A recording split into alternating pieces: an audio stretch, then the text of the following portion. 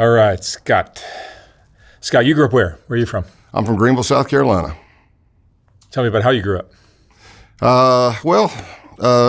Average home, Christian home. Actually, both of my grandfathers were pastors. So in my household, there's a lot of music, but a good family. I was the only child, which probably explains a lot, but I grew up in that Christian home. I went to Christian school for like the first 7 years. On weekends, my family, as I said, was very musical. So we would help open up churches or play at other churches and things like that. So usually, at least every other weekend, I'm sitting around as a kid watching everybody jam. What kind of teenager were you? I was rowdy, worldly. In my teenage years in high school, and I dive deep into this and go through it thoroughly in the book, but I played ball, but I was one of those guys that could just go anywhere. I always had the ability to connect with people, no matter what size, shape, background. And of course, as you're growing up, and this is in the 80s, you're learning more about life. And that's, as I talk about in the book, I started seeing racism and things like that. But one of the stories I tell is I was a musician. I am a musician and a singer. And I was in a band, and we played at the talent show in high school. And we played Hot for Teacher. And my maturity for playing in front of a live crowd was not a lot. It was keg parties. So if you grab your crotch when you're saying Hot for Teacher or you're doing something like that, it goes a long way at a keg party. Not so much at a high school where parents are coming to see their kids do things at the talent show. They closed the curtain on us. I almost got expelled. But my vice principal, Mr. Walker, was a black man. He, for the first 2 years, man, I was like, God, this guy does not like me. But it's on me. It's probably my attitude. But after that event, I got called into his office that Monday, and he said, you know why I called you in here? And I said, yeah. I said, I was protesting. I'm like, man, whatever they're saying, I didn't grab myself that much. He had it taped. And he played the tape, and I'm like, oh, this is bad. I'm like, this is so bad. And we started joking, and next thing you know, we were laughing and getting along. So fast forward, he gets his house and his car damaged. They spray painted his house, keyed his car, spray painted his car, toilet paper, all kinds of things like that, racial slurs. And he calls me into his office, and I think I'm in trouble. And he calls me into his office, and he's like, did you hear about what happened to my home? And I was like, yeah, Mr. Walker, I actually saw it. I drove by and saw it. And he said, man, I've watched you, and I've seen that you've got the ability to go into the smoking area, to go out with the potheads, to be a jock, to be a musician, to hang out with the people with good grades. And he asked me if I'd be willing to help him figure out who did it. And I said, absolutely. So even though I was in my true name, the technique I was using later on in life was basically the undercover technique. I started going in and hanging out in crowds and trying not to be suspicious, but try to find out information. And we ended up pretty much narrowing it down to who it was that did it. So that's my first memory of ever trying to infiltrate and find out information. That's great. That's great. And that led you into what kind of work? Well, so after high school, I went to Charleston Southern University down in it's basically North Charleston, South Carolina. But I played ball there. Really, I went to college, so I'd have 4 more years to figure out what I was going to do in my life because I didn't know what I was doing. And I was bouncing already at bars, and I came across an elective that was criminal justice. And, man, I really liked it. And it just kind of went in with my mentality of kind of being a servant's heart, being a shepherd, a bully of bullies kind of thing. And, man, it took off. I started meeting more cops because as I was bouncing, some cops would be working the door and I'd start talking to them about police work and this, that, and the other. And whenever I did my first ride along with a cop, that was it. I was hooked. Soft White Underbelly is about giving people a space to tell their stories, even when these stories challenge what we think we know. Ground News shows us different perspectives in the media, which is why Ground News is a perfect sponsor for my channel. In a world where algorithms censor much of the information we receive, some of the most important stories get missed from our news feeds. Ground News highlights local news from around the world, giving you an on-the-ground perspective that national coverage might miss. The app and website empowers you to form your own opinions by presenting you with every article published on any news story worldwide. My favorite part of the app is the data it gives you on each news source as you read it, such as where it leans on the political spectrum, a factuality rating indicating how subjective their printed reporting tends to be, and who funds it. I particularly like their blind spot feed, dedicated to showing you news stories that are underrepresented in the mainstream media. You can check this all out by scanning the QR code on screen or clicking the link below. It's easy to forget how much bias can shape the reality we live in. And in a world where our attention is constantly being fought over, my Vantage Plan easily helps me keep up with more important stories slipping through the cracks. So I encourage you to check them out at ground.news/SWU. Subscribe through my link or download the mobile app and enter promo code SWU to save 40% off their Vantage Plan. And by subscribing or even gifting it to someone you know, you're helping hold the media accountable and helping my channel directly. Thank you for watching. And you started out as just a regular cop on the street? Yes. Greenville County Sheriff's Office, Greenville, South Carolina, hired me. And I was a uniform cop the first 3 years, uniform patrol. So that's all the calls, car stops, you name it. After my third year, I made vice and narcotics investigator. So now, as most vice narcotics guys and gals do, well, gals don't, but guys do, immediately grow facial hair out, because you can't have it when you're in uniform, at least back then at my sheriff's office. So I get in there, now I'm learning from people that have been doing it a while. And one of my mentors was actually the world's strongest man in the late 80s. So he was a beast. And of course, I was attracted to him like a moth to a flame. I'm like, I want to learn from this guy. And that's when I started doing the undercover technique. That's when I went to, there's a 1-week school in Columbia, South Carolina at the Criminal Justice Academy, undercover techniques. So I go and get certified in that. And I mean, when you're working vice and narcotics, you're also running sources, you're developing sources, you're going into high drug trafficking areas or high prostitution areas, and also vice during that time in the South Carolina, gambling was illegal, so that was included in vice. So you start doing that, but then I get certified and I start doing street level buys, going down to the corner and buying crack. Bought some heroin. Crack was the big thing. Cocaine and crack was, I think, our biggest. I mean, weed was a big deal back then. It's not anymore, but that was still something too. Hmm. And how many years did you do that kind of work? I was a vice narcotics investigator for 2 years. So total time at the sheriff's office, 5 years. I applied with the F.B.I. Probably the process started at the end of '97. It takes about a year, if I remember correctly, but I was hired by the F.B.I. and September 27th of '98, I showed up at Quantico for new agent training. How different is the F.B.I. life from undercover cop? Well, there are some similarities. There are. I think the big difference is it's such a bigger organization, and you have so many more tools in your toolbox to use to investigate people.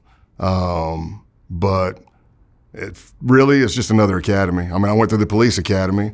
Now I'm going through the FBI academy. But yeah, great.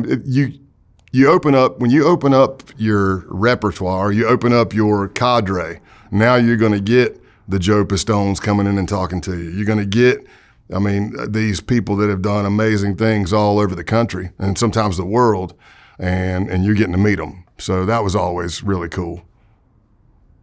When you were a kid, did you ever think this would be the life that you were living? No, who knows, man? I mean, there was a time where I was messing with Satanism, devil worshiping, started with witchcraft, Who knows, man? I've just been blessed. I've had a lot of coverage from family members and friends who were looking out for me and praying for me and stuff. But no, I didn't see that. And I think even as I'll talk in the book about really bonding with people that I'm actually targeting. I'm undercover with them, but I'm not really big on dehumanizing people. I don't do it throughout the book. It's easy to do. You know, you're writing with co-writers and stuff, and they're like, these idiots are blah, blah, blah. Like, no, take that out. I'm like, that's still somebody's kid. That's got to be one of the most interesting facets of what you did is you end up bonding with these guys who are probably as bad as anyone you know. Some are, yeah. Yeah, some are, but you still connect with them on some level. Yeah, I try to. And then ultimately you're stabbing them in the back. Yes, that is the true definition of undercover work. I just put on training the other day, and I asked the class, it was cadets going through the police academy. I'm like, what is undercover to you? And some people will be like, oh, acting, or you're lying. You nailed it. The true definition of undercover work is you are forming relationships that you're going to betray if we get evidence that they're breaking the law. Yeah. But you're still betraying them because you're not telling them who you really are. But I believe, you asked me, did I think I would be where I've ended up? No. But did I think I was going to be like that always in my head was some kind of protector, I see it now as a shepherd overlooking the flock, livestock guardian dog. I've got a Great Pyrenees. It's exactly the same thing. They sit up, they watch, they protect.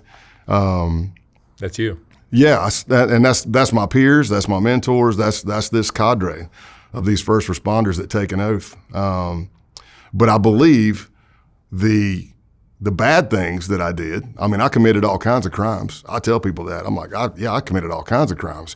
I never got charged and convicted. Had I been charged and convicted, I wouldn't be an F.B.I. agent. But I think that helps me bond and connect with these people because I'm like, I'm not judging you, man. Most of my career as a case agent, as the law enforcement officer, not undercover, but I'd say it undercover as well. But I'd be like, look, we're sitting down at a table. We got you in cuffs. I'll bring you in. I'll sit down and I'll tell you, I really don't say this to pedophiles, but for most everybody, I'll say, I'm not saying I think you're a bad person. I'm not saying I disagree with what you did. What I'm saying is you're an adult and you chose to break the law and you got caught. And that's where we're sitting right now. I have no reason to BS you. This is what we got on you and this is where we're at. And I can tell you, Mark, one of the most satisfying things that I can see, and then me and my peers talk about this, is a success story. It's sad because they're few and far between. In a 28-year career, and I'm still teaching, so I'm still involved. So I'm at 30 plus years involved with law enforcement. They're few and far between, but when I see a success story, man, it warms my heart because your past doesn't define who you are. Yeah. Tell me your favorite of your success stories. One of my favorites was a female, and we didn't even arrest her, but she was on the cusp. She was in the conspiracy that we were building, and we went and interviewed her, and that was enough to scare her straight. And about 2 years later, somebody sends me a video. They go, "Do you know this girl?" Because she said she might know you, and I watched the video. It's her giving her testimony at Celebrate Recovery, which is a thing in the Christian community. You go and they give you a meal and you worship and you get help. And she's giving her testimony. I'm telling you, when I watched it, I cried. But it was happy tears, Another one of these super violent white supremacy groups. Not the KKK, not the hood and the backwoods toothless stuff. I'm talking about the new age, being radicalized online, wanting to kill people and stuff like that. Luckily, didn't go too deep and picked up a charge for doing some things. And I went to go testify after I retired. It's actually the only undercover I've ever testified on at the federal level, but I was already retired, so because everybody pleads guilty. But he was there. And I met him, I met his dad, and I could tell it was awkward for them, but I said, listen, I was actually excited when I heard you were going to be here. And they're like, what do you mean? I go, oh, man, I didn't think you were that bad of a guy. I mean, you're just in the wrong crowd making some bad decisions. And we get to talking, and it's like, he's like, I'm really worried. I don't know if I'm going to get time. I said, listen, if you're doing the right thing, and I'm not saying I'm be all end all and know what's right and wrong. I'm just saying if you're on the legal side, man, I'll help you as much as I can. So I actually wrote a character witness letter for that person's sentencing hearing to talk about what they've done and how they're changing their life. And I'm still trying to help them, because you think about it, if you realize the error of your ways, now you're going to college, you're going to get a degree, you want to come out in the field and you want to work, no matter what it is, but you've got a felony on your record. Well, that was a big worry. I said, well, if you're doing the right thing, who better to put down as a reference on your application than the guy who helped get you to felony? I'm like, I'll do it. I mean, there's no bitterness. It's like, hey, I was doing my job. You've turned a corner and you're trying to do right. I'll do anything I can to help you. Do you have hope for anyone? Oh, yeah. Yeah, I mean, Yeah, I do too. So this is the thing, I've said this before when I'm talking to people, but I am truly an optimist. I'm truly a glass is half full guy. Every once in a blue moon, I'll have a bad night. And I may cry a bunch, and then I wake up the next day and I'm good to go again. If I wasn't a glass is half full optimist guy, seeing what I've seen and doing what I've done and being what I've been around, I don't know if I'd have made it. I don't know. Too much darkness. Yeah, way too much darkness. And I say this a lot. I mean, it's kind of the title of your show here, but I just tell people, I'm like, look, I just want you to understand that there's evil people on this planet. There are evil people on this planet, and they want to do evil things to good people. And it's been that way pretty much since the beginning of time. I don't want you walking around freaked out, scared, on eggshells. And some people mentally, they just can't deal with that. Like they see one kind of bad story on TV and they're like, I can't believe something like that could happen. I'm over in my part of the world going, you have no idea. And I know you know a lot of dark stuff. And you're like, man, you have no idea. If that rocks your world, you need to go back inside. And we'll be out here trying to take care of it. But I just want people to understand that when I start talking to them about some of these things, But as we've already started with, they're still people, Can they be turned around? Maybe just the background they came from, the families, the experiences they had, the wrong turns they took in life. Yeah. Oh, listen, there's plenty of times at that proverbial fork in the road, I could have easily went this way, but I went this way. And as I said, I think that helped me in my undercovers. Do you ever feel like there's somebody watching over you? Oh, absolutely. I'm a believer, man. There's no doubt in my mind. And even when I'm out teaching, when I was teaching for the F.B.I, technically I can't preach because I'm up there as a federal employee, but I'm like, I'm not going to tell you that you should be a Christ follower or whatever, but I'm saying if you're going to do this kind of work, you need to believe in something because you're out there by yourself and you only get one take, You can have 5 SWAT teams outside that door. That makes you comfortable, that's cool. But I can show you video after video of before they can even turn the doorknob, there's 8 gunshots fired. So if the crap's going to hit the fan, it's pretty much on you. You must have some hair-raising stories too. I do. Yeah. I laugh now. I'm not going to let you get out of here without talking. I know, right?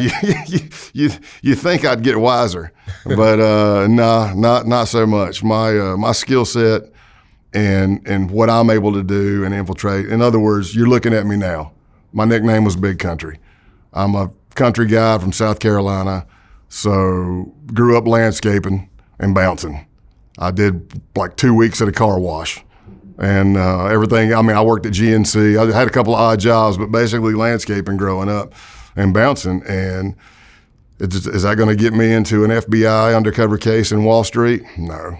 Is that going to get me on the yachts and the 5-star plus hotels and flying over the ocean to go meet I Spy stuff? No. I'm going to end up in biker gangs, white supremacy groups, backwoods, dirty cops, meth heads. I mean, just all the drugs. There's a drug nexus in pretty much everything I've ever done. So whether it's meth, crack, hillbilly heroin, I was right in the heart of the opioid epidemic. The drug problem in the U.S.? Is it worse now than it was 20, 30 years ago? I'm not sure because I can't look at it as a whole. But I will tell you, in 28 years of law enforcement, it's a supply and demand thing. It ebbs and flows. If we crack down on the border and make things harder for things to get in, yeah, that really you're just funneling it, right? You're just trying to get it down to here. But it's always a cat and mouse game. It's just like watching Tom and Jerry or Bugs Bunny with the Coyote and Roadrunner. If somebody comes out with a new radar detector, then the law enforcement comes out with a new speed detector. And then somebody comes out with a better one to pick up that one, and it just keeps going. The drugs change. 80s, huge crack. 90s was pretty big on crack. But like the shift around 2010-ish, the shift from people getting... Heroin to fentanyl? Yeah, well, heroin to prescription drugs. Heroin to oxycodone, Oxycontin, the Oxy 80s. Man, when they first came out, you crush that baby and snort it. That's just as strong, if not stronger than heroin. Mm-hmm. So now you got all your heroin addicts, and now they're going to, they're getting sponsored. The Mecca was Fort Lauderdale, Florida, at least on my side of the states. I was undercover in it was a public corruption case, but it was in a rural county in East Tennessee. And that's when I first started seeing it. I'm like, what? I picked up a guy and he's like, man, I'm sick. And I'm like, well, let me pull into Rite Aid or Walgreens or whatever. Let me get you a Theraflu or something, Alka-Seltzer Plus. No, man, I'm pill sick. And I'm like, what is that? I hadn't heard of it. I've been working like cocaine and stuff.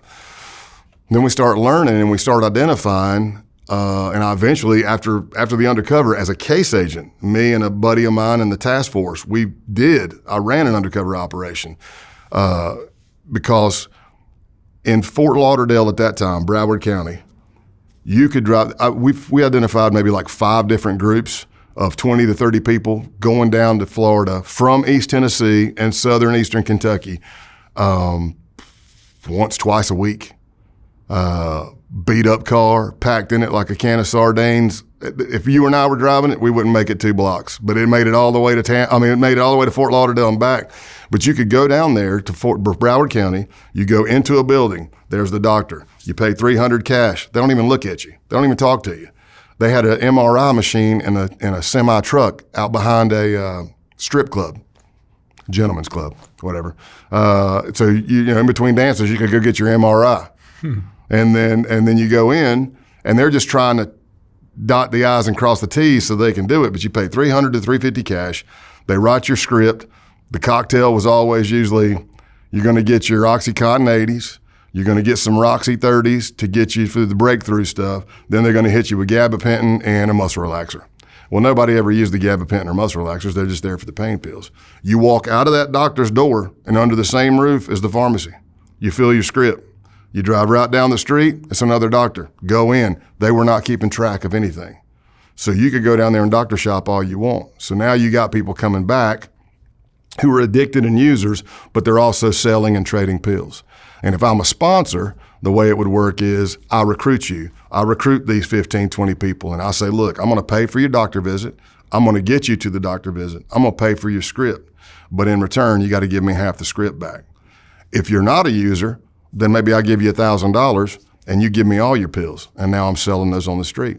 And that was going on for a long time until Florida started cracking down. And when they did that, that's when those pill mills down there looked and said, all of these out-of-state plates that were coming down here, where's the majority from?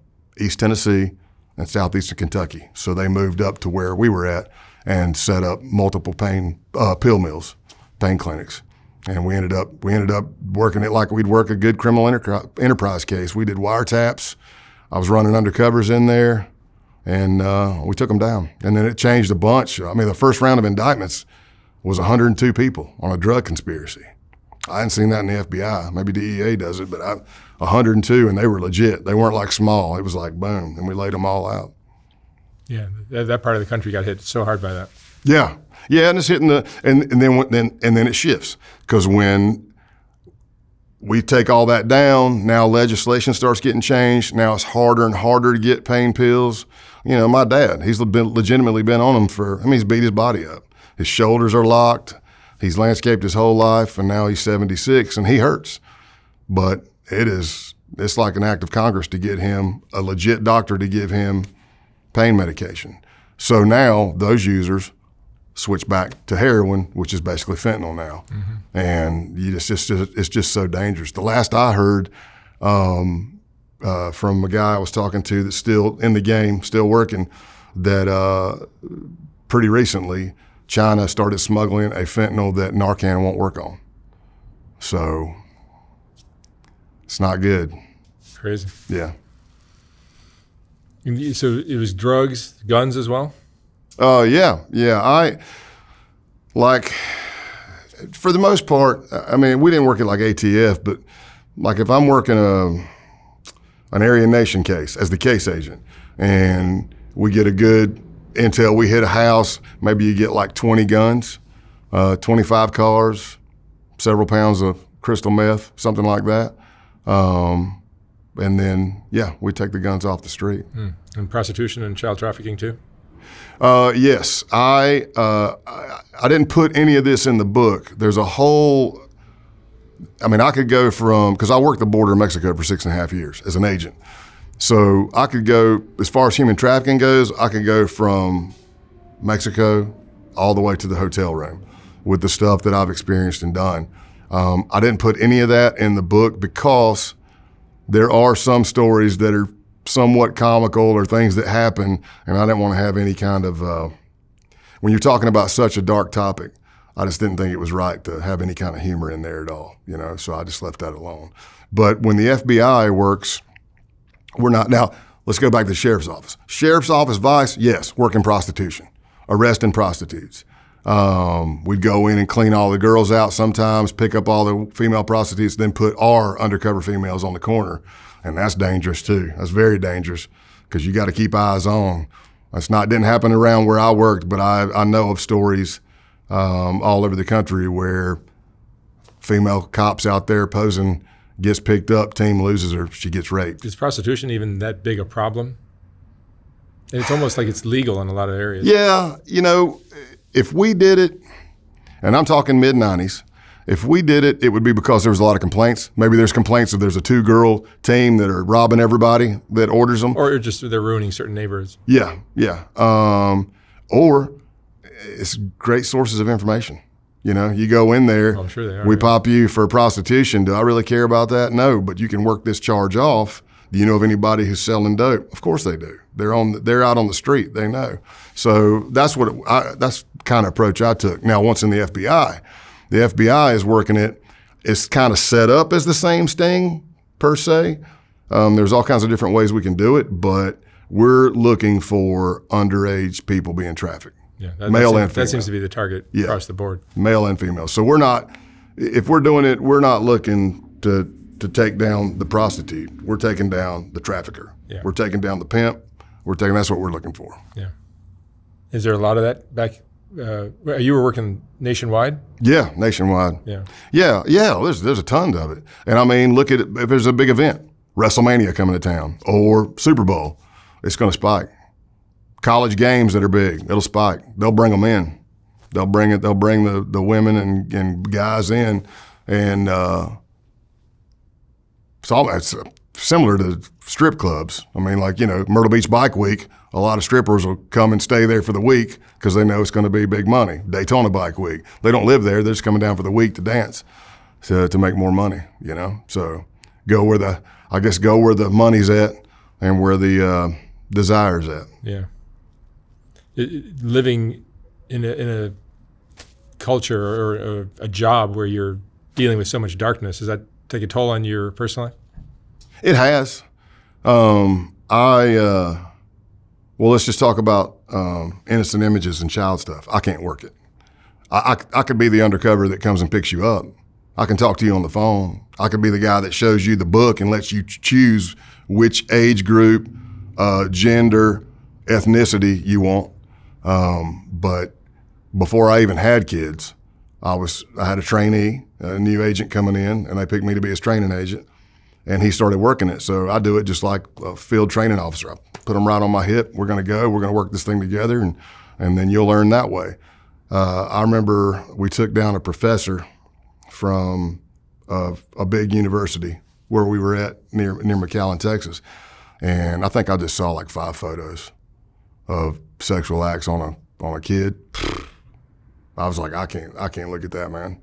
My wife would come up and just touch me. They're not even super intimate, just come up and touch me. I'd be like, don't touch me.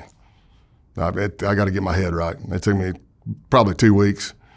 So thankfully there are people who do work it, and they can look at that stuff. But in the F.B.I, if you're looking at that stuff, you have to be psychologically assessed at least once a year. Yeah, it takes a very special person to work that. Yeah, it's so dark. And now, oh my gosh, man, with like the groups like 764 and stuff like that, it is bad. It's really bad. And the dark web and whatnot. It used to be like peer-to-peer networks, but now, you can go into Telegram, anything that they think's encrypted. Telegram, WhatsApp, Wire, Riot, 4chan, 8chan, 12chan, all of them. Discord. But it's bad. And it's worldwide because you got that phone in your hand. The world's right there. It's probably worse in other countries. Yeah. So you're in the group. And even I'm just talking about extremism too. I'm in the group and I'm talking to some guy in South Africa, Canada, Australia, Germany, Norway. They're all in the group too. But yeah, the darkness, it can. But for me personally, as I said earlier, I'm a believer. And what I tried to do is I didn't do it well in the beginning, but I surround myself with believers. And we have things called small group or life group, whatever you want to call it. And there's been times where I was getting beat down pretty good and maybe I couldn't even tell them what I was doing. I could kind of give them an idea, but they'd sit me in a chair in the middle of the room and they'd lay their hands on me and pray for me. And that helped keep me grounded. That helped keep me clear, helped keep me covered. Because I'm telling you, when they do that, when they finish praying, at first it's uncomfortable. I mean, especially for me, it was uncomfortable. You're a type A personality. I don't want nobody touching me, and I don't need help. Put some dirt on it, jog it off. But when they finish praying, buddy, I can stand up and run through that brick wall. That's what I feel. I feel that strong. But yeah, I've seen some pretty horrific stuff. But I mean, that's not me chest beating. That's law enforcement, man. A uniformed cop sees. I used to see way more worse stuff when I was on the beat. I mean, you show up and see. Here's what I say. It's very rare that you show up in uniform and everybody's happy to see you. Mm-hmm. It's very rare. When you come in to save somebody, that's happy. But sometimes when you're saving that person, the person you're saving them from, then they attack you because you're arresting the person that just beat them up. But you see, I mean, bodies torn to pieces, brain matter on the wall, burnt, dead, burnt body. You see they were climbing up the wall and that's where they died because they're still on the wall, burnt. It's just, you see all kinds of stuff and you get desensitized. And I mean, we're pretty early in the conversation, but first responders, and I include the military. So cop, fire, medic, military. We're number one in suicide. We're number one in substance abuse. We're number one in divorce. And we're usually number one in dying within 5 years after retiring. If we're not number one, we're high. We're up there. So who signs up for that? And it's still happening. Like on LinkedIn, I'm hooked up with a lot of different law enforcement platforms and stuff, and I can't tell you, there's too many. Is being an adrenaline junkie like part of the For me, yeah. MO? Yeah, I believe so. And a lot of the people that are friends with, adrenaline junkie. And you get to do all this stuff, and it's cool. Some of it's cool, but back in the day, when you're running hot and heavy, I mean, I could be in a car chase at 120 mile an hour and be 5 feet off of a bumper. I'm cool. I'm fine. I'm ready. Getting shot at, cool. In a fight for your life, you're kind of like ice. You're working. You're cool. You're good to go. Now 3 hours later, then it hits you. and then you're like, what the fuck? I almost died, or that person almost died, or my daughter just almost died. And then it rocks you. But I think that just comes I don't want to say it's desensitization. It's the training and the training and the training and the reps and the what ifs in your mind. So even though that traumatic incident is happening right then, you may not know you're doing it, but you're doing it. You're doing what you've trained to do. You're doing what's instinctive to you. And the trauma from that will hit you days later. Yeah, or even more. And it may keep resurfacing. Yeah. I mean, to be an active undercover in the FBI, mandatory psychologically assessed twice a year. It's called the Safeguard Unit. It's under the undercover unit, but Safeguard, which is what it does, what its title is, was created by Joe Pistone and Steve Bann. So Joe, everybody, Donnie Brasco, the movie, the books, 6 years undercover in the mafia. He even left the FBI, came back, but he had been gone so long, he had to go back through the academy. Really? So can you imagine being a new agent in training and Joe Pistone sitting next to you, you know? But they created the Safeguard Unit for the mental well-being of the undercovers. And we have a lot of world working partners, so like MI5, whatever. That iron sharpens iron. So you learn something from their side and you're like, oh, what is a contact agent? Oh, we need that. Because today, I mean, there's still horrific stories of undercover operations going wrong, and it's the same mistakes that were being made in the 80s.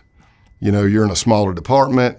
Let's just say I'm the undercover, you're my handler, but you're also the one running the case. You're also the one that's going to benefit and promote if the case goes well. So do you start leaning more towards telling me to get the job done and caring less about me and more about the case and you? That happens all the time. And we got undercovers out there that don't have the training, or it's just mistakes that have been made, and then they lose themselves. They become addicts. They lose their family, their marriage. They get divorced, lose their job, lose their lives.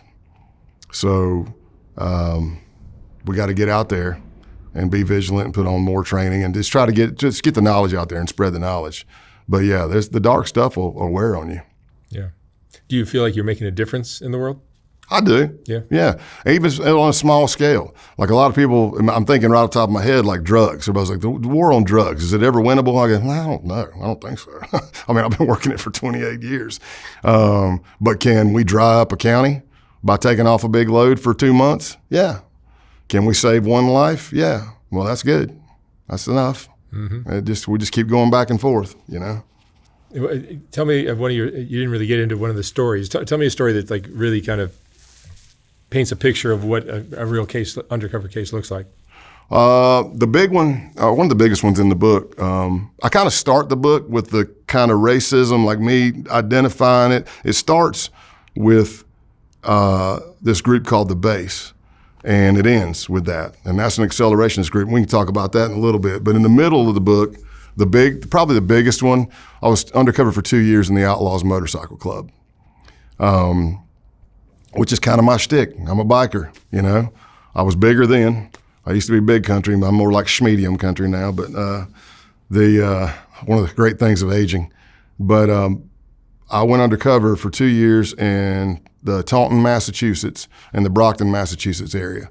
So I was picked to be the guy to do the undercover. And I go up there, I meet the case team, and at the beginning, it was ATF, DEA, FBI, all the local departments, and they're interviewing me. And I guess I answered the questions right because they picked me to do it. So I start going up to Massachusetts because obviously I don't sound like I'm from Massachusetts. No, you don't. As soon as I start ordering a drink at a bar, everybody's like, where are you from, you know? But I use that to my advantage because it was easier to be noticed and seen. And I'm a big, boisterous, loudmouth guy, and I love a party, and I love connecting with people. So you probably see me joshing it up with the people around the bar and telling jokes and everybody laughing.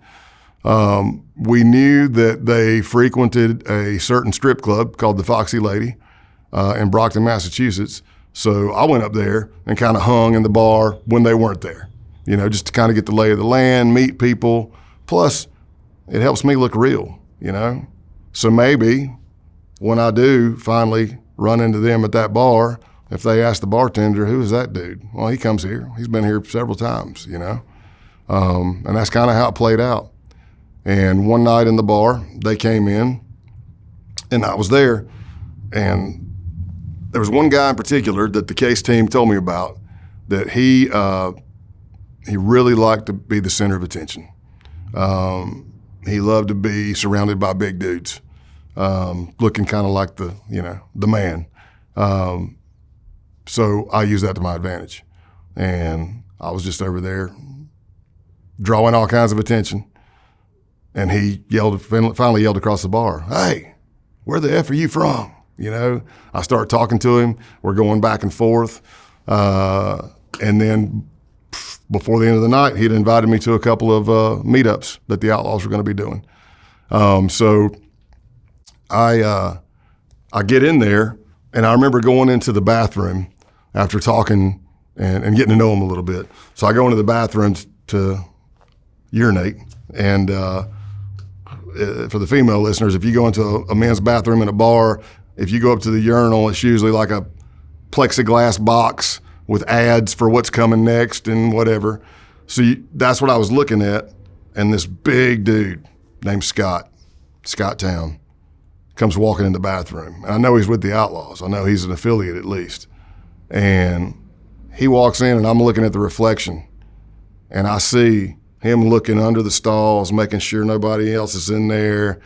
And then he walks up right next to me. And I'm trying to be nonchalant, but I'm watching the reflection. And then for a split second, I'm like, I'm getting jacked. I'm getting jumped right now. But he didn't. He just says, "So what brings you to Massachusetts?" And he starts grilling me. And had I been bluffing about stuff, I'd have been done right there. Because I said, "Oh, I'm out of McAllen, Texas." "Oh, I know where that's at. I've been in Brownsville, blah, blah, blah." "Oh, yeah, I'm originally from South Carolina." "What part?" "Greenville." "Oh, man, I've been to Spartanburg." I mean, you see what I'm saying? So if I'd have been making all that stuff up in line, I'd have been done right there. But we end up becoming very, very close. And out of all the undercovers I've ever done, it's the closest relationship I ever built. And it was scary how much we thought the same. I mean, we finished each other's sentences. We were cut from the same cloth. It's just that I was an undercover F.B.I. agent, and he was going to be committing crimes, you know? But through that 2-year case, yeah, that was my closest relationship. So what did he end up getting convicted of or accused of? Drug conspiracy, I think is what they got him with. We had all kinds of stuff, but I think they pinned him with the drug conspiracy for a drug deal we did. But I started getting into the group. I said I was a site survey specialist that traveled and looked at land to purchase for investors. And that's what I was doing. I was like going down, I'm pulling records, I'm doing the job. And then they get to learn that I'm actually also a criminal, shocker. But I'm also a criminal, and they end up believing that I am a high-ranking member, if not the leader, of an international theft ring, because I would move stuff to Mexico. And I knew how all that worked because I was on the border of Mexico, and we worked it all the time. I worked human trafficking like crazy. I was in all those checkpoints and ports of entry for days sometimes. And that's what I said. So it started light. They would report vehicles stolen. They would get their insurance money. They would sell the vehicle to me at a stolen price. Motorcycles, V8 4x4s, because that's what got stolen a lot on the border. Mexico, just the people in Mexico that stole vehicles, they loved V8 4x4s and Harley Davidsons. So it started light, but then you do a couple of jobs and you gain their trust. Nobody's arrested, and then it starts graduating. Then it's like, hey, we actually just stole this F-350. I mean, the steering column was busted open, and you're like, okay, well, I'll take that. I mean, I'll buy it. And then it becomes, hey, we just carjacked somebody. We just took this car at gunpoint. We almost killed this dude. This vehicle is hot. We got to get it out of here. I got it. No problem. We load it up. They think it's going to Mexico, but it's going to a warehouse where all the other evidence is being stored. Then we start getting into, I'm gaining more and more trust. I'm being invited to go to Sturgis with them, to go to Daytona. Do you go to Sturgis and Daytona? Yeah. That's got to make a connection so solid. Yeah. That's the first time. That's the only time I've been to Sturgis. I want to go back. I mean, what undercover cop would go to Sturgis and Daytona for Bike Week? It was pretty cool. That's crazy. It was pretty cool until the day I arrived. 5 outlaws were shot at point blank range at a gas station, I believe, and they confirmed it was Hell's Angels out of Canada that did it. And we're talking like paralyzed from the waist down for the rest of your life. We're talking about clavicles broken, not just some zingers. I mean, it did some damage. So, you know, at that time, my case team was like, "Hey, get on out there." And I'm like, "I'm not going. I'll go out there, but I'm not wearing no outlaw stuff. Ain't no way." I'm like, "They're shooting people. I don't need any more holes in my body. I'm just fine." But yeah, that ended up kind of being a wash because of the shooting, which a lot of people believe was retaliation because during the same case, the outlaws, it didn't pin them. We didn't pin it on them hard, but we were close. But all the intelligence pointed that the outlaws from Florida came up. They were staying with our crew in Massachusetts, and there was a president, Hell's Angel president in Bridgeport, Connecticut. And I guess the Hell's Angels were driving down the highway. Green truck with Florida plates pulls up, pop, pop, pop, pop, kills the president, and shoots another Hell's Angel. But that Hell's Angel didn't die, and he was able to say, "Hey, it was a green truck with Florida plates." Well, we've got wiretaps going. We know that, like, I'm calling in, and they're like, "Hey, Tex, it's hot out here right now." And I'm like, "Well, I still need to come out." "Well, if you come, you need to be strapping." "Well, I don't know if I want to pack a gun. If I get there, can you give me a piece?" "Yeah." "You got a vest?" Because I don't want to be putting a vest in my freaking travel bag and somebody, TSA see it or something. They're like, "Nah, we'll hook you up."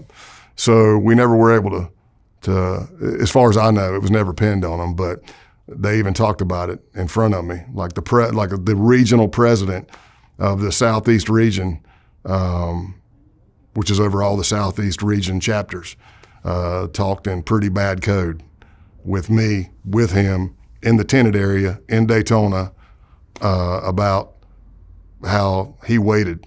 In other words, don't retaliate right now, because there was an outlaw that was really pissed off at Hell's Angel and wanted to retaliate. He said, "They're expecting it right now. Wait. You wait. Be patient. You're going to get yours. Look at how long I had to wait before I got mine up in the Northeast." And I'm sitting there going, "Did he just say he?" I'm like, "Oh, man," So we didn't get to that point, but it was pretty. Well, there's that much smoke, there's probably a fire, right? So the case goes on. We're building evidence of drugs and stuff like that. I mean, from one of the first conversations I had with Joe Dogs, who was the Taunton chapter president, as soon as he found out, he goes, "Where are you from?" I said, "McAllen, Texas." I'm like, "I'm on the border of Mexico." "How much can you get a kilo of cocaine for?" That was the next question. So there's no entrapment issues. He was already predicated anyway. But if in case anybody was wondering, he's asking me right now for dope. And are you recording this? Oh, yeah. Maybe not in the beginning, but yeah. I mean, 2 years, that's my job. I'm the undercover. Yeah. If you're a source, I tell sources that I've worked and ran, I'm wiring them up. I'm like, you're doing the exact same thing I do as an FBI undercover. I said, you're the one going in there and getting the evidence. The only difference between me and you is I'm a bonded law enforcement officer and I don't have a felony on my record. You're doing the same thing. You're getting the evidence, and that's what you do. Or you get in there and you gather information that there isn't any evidence of criminal activity. That happens all the time too. Mm-hmm. 5 months undercover and you come back to the team and go, "These guys are not doing anything. They're just talking. It's all protected under the First Amendment. They're not going to hurt anybody. Mm-hmm. That we don't have any. They're not showing that they're going to go out and hurt anybody. They're just waiting. They're training for the day when the race war happens, or they're training for the day when the government falls, and then they're ready to do their stuff. But they're not going to do anything to further that happening." So one of the big things that I talk about a lot is out of the 2 years, my 3 closest relationships: Scott Town, number 1; Clothesline, Brian De La Vega, Clothesline. These are outlaw bikers? Yeah. Well, Scott wasn't patched. He eventually patched, but Scott was supposed to patch early on. The story I got is he almost got hinked up in a conspiracy, and he kind of backed away from the life a little bit because he had 4 daughters. And again, Town is the guy that I was like this with. So the second closest relationship by about a year and a half in was Clothesline. He was the enforcer, and then it would be Joe Dogs, the president, and then on down, trickles on down.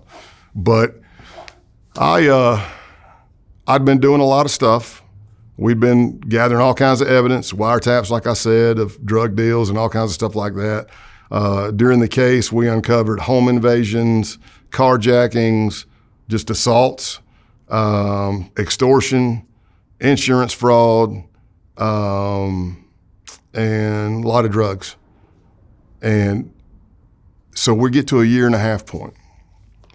And I'm like, the F.B.I., we had a DEA agent assigned to our case as well, Nancy, and the United States Attorney's Office said, hey, let's up the ante. Let's give them what they want.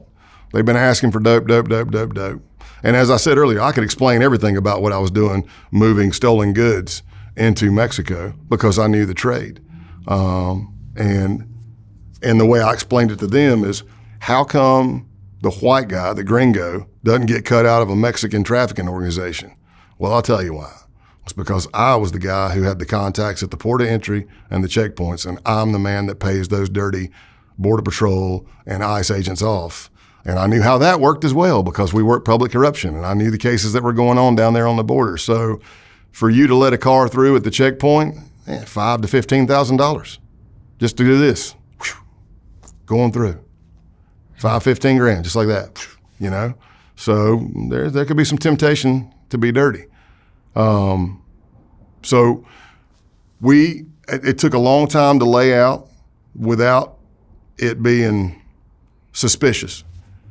But just think, if you're a drug dealer, what do you want as a drug dealer? You want the most pure dope you can get for the cheapest price you can get it. Because then maybe you can step on it once or twice, double, triple your money.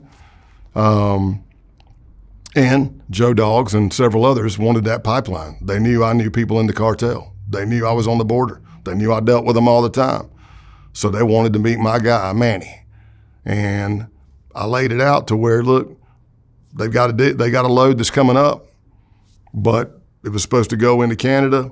Canada lost their contacts, and I'm not sending my truckers into Canada unless they can guarantee safe passage. So if they want the dope, they got to come in here and meet us. Well, it turns out Boston's about 5 hours from Canada. So if you want to meet, and that's what we did. We had 40 kilos of cocaine and 1,000 pounds of weed. This is around like 2007-ish. So weed was still a big deal. 1,000 pounds is definitely a big deal. So I lay all that out. They say they want to help, they want to meet, they want to make sure this thing doesn't get ripped off, this dope load, and they get to meet Manny, and they get to, for the first time, help out, which is what they've been asking. And we set it all up. And here's the big thing that happened. One of the big things that happened in the case. The night before the op was supposed to happen, this is, I don't know if it's 2007 or 2008, I think it's 7, but the night before the op was supposed to happen, Joe Dogs tells me, hey man, come over to the clubhouse. And for your listeners that don't know, especially in the 1%er biker world, you have a mandatory meeting once a week. That meeting is referred to as church. So they were having church that night, but Joe Dog says, come on over. And I'm like, okay, because we're doing the deal the next day. I come over, I knock and a knock and a knock. Nobody's coming to the door. Joe Dogs finally opens the door and looks at me and is like, hey, we're not ready yet. I was a smart ass. I was like, well, then why'd you tell me to come over here? And he's like, oh, we got some stuff going on. Hey, take this probate, go down to Lombardi's or something, get you something to eat, come back. I'm like, all right. So I went down, got something to eat, I came back. I finally get in the clubhouse, and what I did not see is that I would be cracking my jokes like normal. And if I'm looking at you like I'm looking at you now, like if I'm looking at you and I'm talking to you, I'm like, yeah, man, I'll tell a stupid joke. And you're like, that's funny, that's fucking hilarious. And when I would turn my head, your face would go stone. I didn't see that, because what I found out is that whole church meeting was about checking me.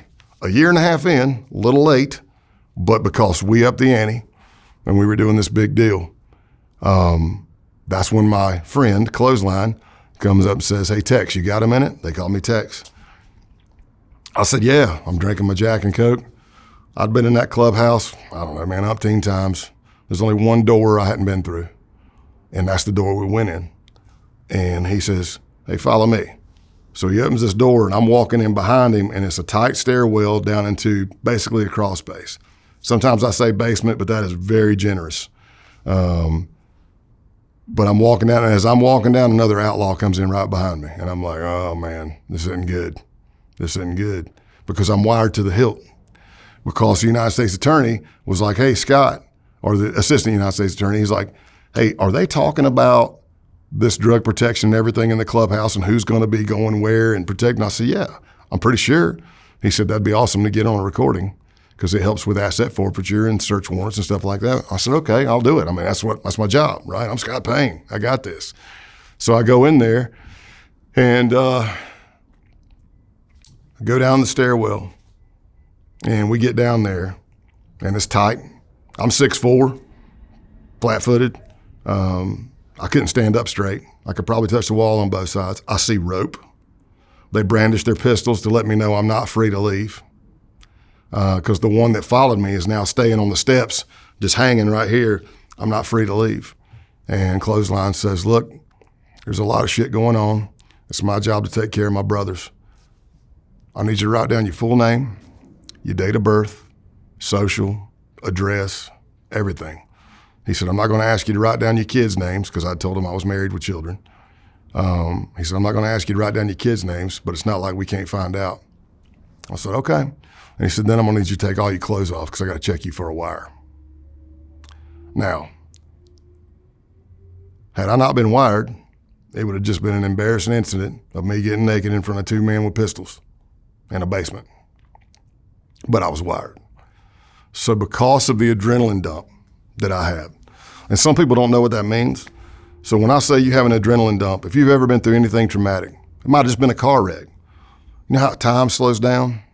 Like it might feel like it's 5 minutes, but it's 30 seconds. That's an adrenaline dump. When that happens, because of the stress of the situation, everything slows down. You get auditory exclusion. Everything sounds like you're underwater. It's going whoosh, whoosh. So if you're talking to me, Mark, I'm hearing, "Scott, I need you." Everything, you get time dilation. Everything you see is in screen grabs. Click, click, click. You can feel your heart beating through your whole body. For me, my hamstrings get real rubbery. You're just like, you're sweating. Everything slows down. And I forgot my middle name because of the stress of the situation. I know the middle name. I created it. I am that guy. I'm Scott Andrew Calloway. I know it. I rehearse it. But because of the stress, I forgot my middle name. So I'm going through this Rolodex in my head going, Scott Joseph Calloway. No, that was a middle name of another alias. Scott blah, blah, blah, blah. I do something called a distraction technique. I don't even know I do it. Remember me earlier talking about you do things till it becomes instinctive? So this comes from working at Gift of Gab, working your reps at the UC school, role-playing with your buddies, stuff like that. And I turn and I go, "And what else do you need?" And he says, "What?" I said, "My name and what else?" Now, I had no idea I did it, but it's on the recording. Just like I can take you into the tactical side of the world and I can show you soldiers and cops who have been in shootouts. They have no idea how many rounds they shot. They have no idea that they did a magazine exchange, that they did it behind effective cover, but they did it because they've trained so it becomes instinctive. So that's what's happening. And then I hear them yell up, "Hey, what do you need for that website?" So now I know, okay, I'm gathering intel. I'm still talking. I'm still trying to work this. It's a chess game. I'm trying to stay 5 moves ahead, even though I'm in a very bad situation. And I go, okay, so they're gonna Google search me. And back then there was a website called whosarat.com that basically doxed undercover narcotics officers and stuff. And so I remember my middle name is Andrew. I write that down. And I'm talking to him because I was taught not to vapor lock. Just keep talking, Don't just sit there with it like a deer in the headlights. And let's just say I tried to fight my way out. Had I seen plastic on the floor, I probably would have tried to fight, probably to no avail. And for those that are listening or watching, in that world, much like the mafia world, if you see plastic on the floor, that's probably because they're going to kill you. Because that way you are dead on plastic, no blood splatter, grab the four corners, clean you up and go. You don't have to use the Clorox to do everything else. But it doesn't matter how big and bad and tough you are, or how great you can fight. I wasn't armed. If I would have been armed, I'd have made it a little bit easier to try to get out. But let's just say by some miracle, I'm able to get past Clothesline and Chocolate Scott. Well, when I get upstairs, it's like 8 or 10 more Outlaws because they just had church. And the door to the clubhouse is heavily fortified.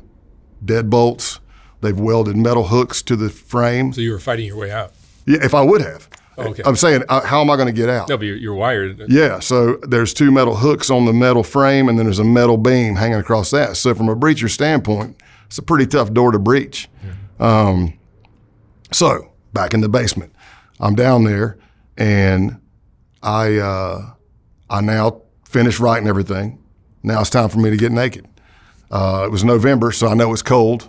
So I probably had more than one T-shirt on. I take my jacket, my shirts off, I take my boots off, and I drop my pants and underwear down around my ankles. Just so you know, I'm not going to say where it was at or anything, but I had an audio-video recording device. I had an audio recording device. I had a listening device. So I'm pretty heavily covered there. And so from the ankles up, I'm completely naked. And Clothesline checks me. And while he's checking me, we're talking. How small are these devices? Well, it's 2007, so. Not that small. Yeah, I mean, they're way smaller. Just like technology. I mean, your phone gets smaller. I mean, what? You can get 2 terabytes now, and it looks like it's this big, when 1 terabyte used to be that big, you know? But I won't give away how small or stuff, but I'll explain something in a second that'll kind of give you an idea. So he finishes checking me, and I pull my pants up. Now I'm coming out of that adrenaline dump. Now everything's kind of coming back to normal. Man, I'm talking. And I will say this. If you hear the recording, I don't sound like this. My throat's tight. My voice is way higher. My diction is terrible. Like when I say, it sounds like this because I've heard the recording so many times and seen it when I put on trainings and stuff. But I sound like this. I go, and what else do you need? They go, what? I go, my name, what else? My diction. I'm talking through I'm freaking out. That's what's happening. So I pull my pants back up, and we're talking, and he says, look, man, there's a lot of stuff. He goes, I like you. I've done a lot of things with you. He said, but wouldn't you be suspect if somebody came into your town and started doing all this? I said, yeah, I would, if you came to me. I didn't come to you guys. You guys called me. And I'm like I said, if nobody wants to do shit, they ain't got to do shit. I'm not forcing you to do this, you know? And he said, trust me, if somebody accused me of being an effing Fed, actually he says, trust me, if somebody accused me of being a Fed, I'd probably smash them in the fucking mouth. And I said, I'm not happy. But if you're in the moment, I know my words are saying what they're saying and his words are saying what they're saying, but what my face is saying to Clothesline is, tell me I'm okay. What the hell's going on? Am I going to be okay? His facial expression back to me was basically like, don't worry about it. But he didn't know I was wired and I was an undercover FBI agent. So we finish, I think we're finished. Pull my pants back up, and he grabs a piece of clothing of mine. And he says, hey, I'm not going to find anything in here I don't want to, right? And I'm like, And he's like some pictures of my old lady, and he laughs. And again, my laugh is like, right? What am I going to do? I'm standing on the wall, and I'm watching him go through this piece of clothing, which has a recording device in it. And he's kneading it with his hands, and he's working it. Again, I don't know it, but I know now because I've heard the recording and watched the video so many times. I give an audible sigh. Don't even know I'm doing it. It's just that I know I'm screwed. I'm sitting there and I'm watching him knead this piece of clothing and going up it with his hands, and you can hear me go, because I'm just like, F me, man. What am I going to do? He gets right near it, looks at it, looks at the camera, and stops. He missed it. So I live to fight another day. And then my adrenaline dump starts coming back down. And I even start joking, because I'm a jokester, but it's also a defense mechanism when I'm freaking out, right? Mm-hmm. Cracking jokes. And I said, well, can you freaking hug me now? You know, and I'm making some comment like, I'm glad I didn't wear white underwear or something like that, you know. And I even say, he clotheslines even like, yeah, it's pretty scary deal. And I'm like, well, I didn't see plastic on the floor. You know, I was looking though. And we live to fight another day. So here's what a lot of people ask. I've taught this block, this case and stuff to thousands upon thousands and thousands of law enforcement officers, because I've been teaching it since 2008. I'm always asked, what would I have done or said had he found it? And I only had two responses. Number one, because he already threw me a bone. If he would have said, what is this? Just to buy some time, and because I'm a jovial idiot, I would have said, I don't know, some pictures of your old lady, just to see. The only other thing I had to say, and I remember it like it was yesterday, was this. The gig is up.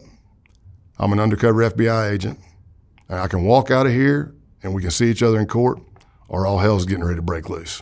The problem, Mark, is that would have been a bluff on my part, because as far as I know, every time I'd been in that clubhouse, my cover team could never hear me. Whether it's the device, the walls, counter surveillance, who knows? I mean, it's 2025. I got 5G on my phone right now. I've got great coverage. I'm first net. I can walk into a building and not have a single signal. So who knows? But to my knowledge, they had never been able to hear me. So it would have been a bluff on my part. Well, that night, when it was over, I ended up going out with Joe Dogs and Scott Payne, and I'm going to tell you, I was livid. I'm coming off of that adrenaline high, but I was pissed. And I shouldn't have been, because I'm undercover. I'm Scott Payne, the FBI agent. I'm not Scott Calloway, but I was pissed. I took it personal. And I remember being at the bar and me just cussing. And thankfully, they let me vent. And I remember just cussing, going, I said, you MFers. I said, you wait till tomorrow. Hey, I tell you what, if any of you show up tomorrow, I don't give a damn how cold it is. I'm going to make y'all get naked in the middle of the damn parking lot. See how it feels, you know? He's like, Tex, man, calm down. He goes, listen. He goes, it's just what we're doing is risky. I said, yes, it's risky, Joe, because it's fucking illegal. If it wasn't illegal, it wouldn't be risky. You said you wanted to do this. If nobody wants to do it, I need to know, because I got to let my people know. So that night, I go to hand in my equipment to my team, 4 a.m, whatever time it was, some undisclosed, predetermined place, probably behind Toys R Us with snow stacked this high in Brockton. And when I went to hand in my equipment, I found out that the first people on shift that night were 2 task force officers who were part of the main case team. It was the FBI case agent, 2 task force officers, me, and then we had that DEA counterpart, as far as I knew, that worked most of the time, all the time. So at the beginning of the shift, Sergeant Higginbottom with the Massachusetts State Troopers, who'd been working the Outlaws forever, Detective Joe Cummings, Brockton PD, been working this stuff forever, both unbelievable investigators and law enforcement officers. And whatever happened in that first interaction with me and Joe Dogs made their spidey senses go off. And they were like, something's not right. And they had pulled close enough and they heard everything. From what I was told, when I was in the basement getting stripped, or when it started, they're calling back to Boston. Because again, this is the beginning of our shift, even though it's 7, 8 o'clock at night. And they're like, they've got Scott in the basement. They're stripping him and he's wired. So everybody that was available is coming blue lights and sirens from Boston to Brockton, or Taunton actually, because it's Taunton Clubhouse. And because Joe and Higgy had been in that clubhouse before on other occasions for just law enforcement type stuff, they knew the layout. They knew how heavily fortified that door was. And what they told me is that they vested up, they were strapped, and they were listening to me there's so many people I know that would have just pulled the trigger and we would have blown the case, not saying the case is worth anybody's safety, but they were listening to me and they were listening to see if he could find it. But they were ready, and their plan was they were in a van, and they were going to drive that van into the wall right beside the door to breach the wall around the door versus the door. It's a plan. I don't know if it'll work or not, but it's a plan. And so I'm there. I'm handing over my stuff, and I'm like, holy shit, you guys heard everything? They're like, yeah, we heard it all, man. And my friend, who was the case agent, I told you I'm a jokester, but my friend who's the case agent, he told me, we went through the academy together, an F.B.I. academy. And he comes up to me, his name's Tim, and he says, man, when I was coming down that highway with the blue lights on, blue lights and sirens, I felt like I was in there with you. And I looked at him and I said, you weren't. I'm like, man, I was looking for a friendly face anywhere. I'm glad you felt like you were in there with me, but brother, you weren't, right? So that's some crazy stuff that goes on. And I can break that whole scene down and stop it and go, this is what's going on here. This is where training comes in here. This is what I was freaking out here. So let's get to the more spiritual side of it. My wife at that time, we had 2 daughters, 3 and 1 at that time, roughly. And I bought her what's commonly referred to now as a burner phone. Nobody really called them that back then, but it's terrible operational security for me to use my undercover phone of Scott Calloway's to call anything law enforcement, anything real of Scott Payne's, my family, that you don't do that. So I bought a burner phone for her, and no matter what time it was at night, 4 in the morning, 7 in the morning, I'd call her. She'd answer and I'd say, hey babe, just letting you know I'm done for the night. I'm going to the hotel. I'll call you when I wake up this afternoon. Most of the time it was okay, I love you. Sometimes we talk a little bit. This time, Mark, when I called her, as soon as she answered, she said, are you okay? And I said, yeah, why?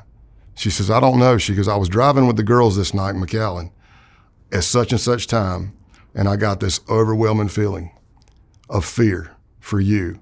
And I pulled over on the side of the road and started praying for you. And I'll mash it up. That's when I was in the basement. That's, sometimes when I tell that story and I'm teaching, I cry. If she's in there with me, she cries. But then I try to make everybody happy and bring it back up and just say, hey man, apparently my oh shit signal went from Boston all the way to the bottom of Texas. I'm like, apparently I don't need Verizon Wireless or AT&T. But man, that's some serious stuff, and that takes a toll.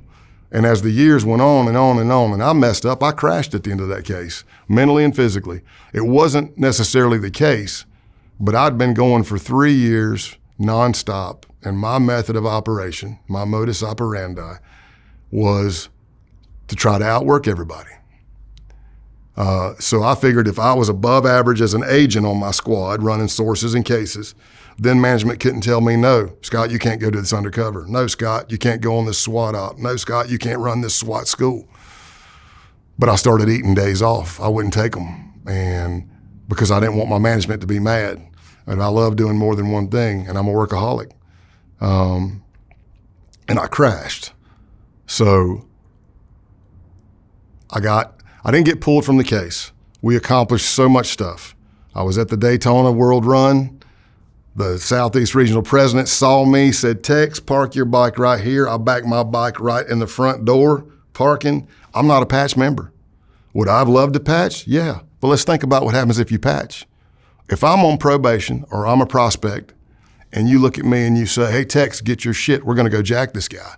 I can't say no. I can't say, hey, no, you go carjack that guy. Bring me the vehicle. I'll get rid of it. No, I can't do that because I'm probating. I'm a prospect. But in the role I was in, we were able to get everything we wanted. They made money off of me. They begged me to patch. They wanted me to patch. And I told them it was very humble, and I appreciated it. But I'm like, why would I submit myself to 6 months of bullshit, sit here, not be able to drink, serve you guys all weekend, have you calling me at 3 in the morning to change your oil, carrying the bag with condoms and smokes and whatever else, the starter kit you need, and dope, when I'm sitting here drinking for free right now. And they're like, what the fuck? I'm not trying to piss you off, man. I'm just saying, I don't need that target on my back. I travel all over the country. So when we got down there with Hillbilly, it was the Southeast Regional President, when he pulls me into that sea of black leather and testosterone, and everybody's looking at you. You're just getting more scrutiny because you're meeting more people. Who the hell is this guy? Where is he from? Why is he in Massachusetts? That's when he took me out back in the tented area and talked in crappy code about possibly killing that Hells Angel president. At that point, the Jacksonville FBI office, they were like, holy shit, Scott, what do you think about moving down to Florida and patching under Hillbilly? Boston, are you cool with that? Boston was like, yeah, we pretty much wrapped everything up. And that hotel room that night, I was like, hell yeah, I'll do it. I didn't know my body was already done. That week in Daytona, by the time I got there, again, I'd been going for about 3 years, I was a zombie. I was on antihistamines, decongestants, inhalers. I was taking ephedrine or ephedrine, however you want to pronounce it. I was making the strongest cups of coffee I could. So one morning, I wake up and I can hear and feel the eggs and the whiskey swishing in my belly. And I'm like, I feel disgusted. I'm gonna do a workout. So here I am, motel, beachfront, hot room, and I start doing push-ups and mountain climbers and burpees and squats and sit-ups and just circling and circling. And I come up for air. Oh, let me preface it with this. I'm sorry. Before I started that workout, I drank 2 cups of the strongest coffee I can make because I traveled with my own coffee. I had 3 hydroxycuts, which has ephedrine. I did the albuterol inhaler. I took my antihistamines and my decongestants. I later learned from doctors that they said that was a cocktail for an anxiety attack, which is what happened to me. I came up for air and there wasn't any there. I was so beat down, I completely forgot about combat breathing. I forgot about how to come out of hyperventilation, and I had a panic attack. And another undercover found me, knocked on my door. My lips were as white as the towel wrapped around me. And we started talking. Now, you would think being wise or being smart, you would say, something's wrong, I need to take a break. I just took a nap, self-medicated with whiskey and went back out and started riding. And that night I was with the Outlaws and the Mongols.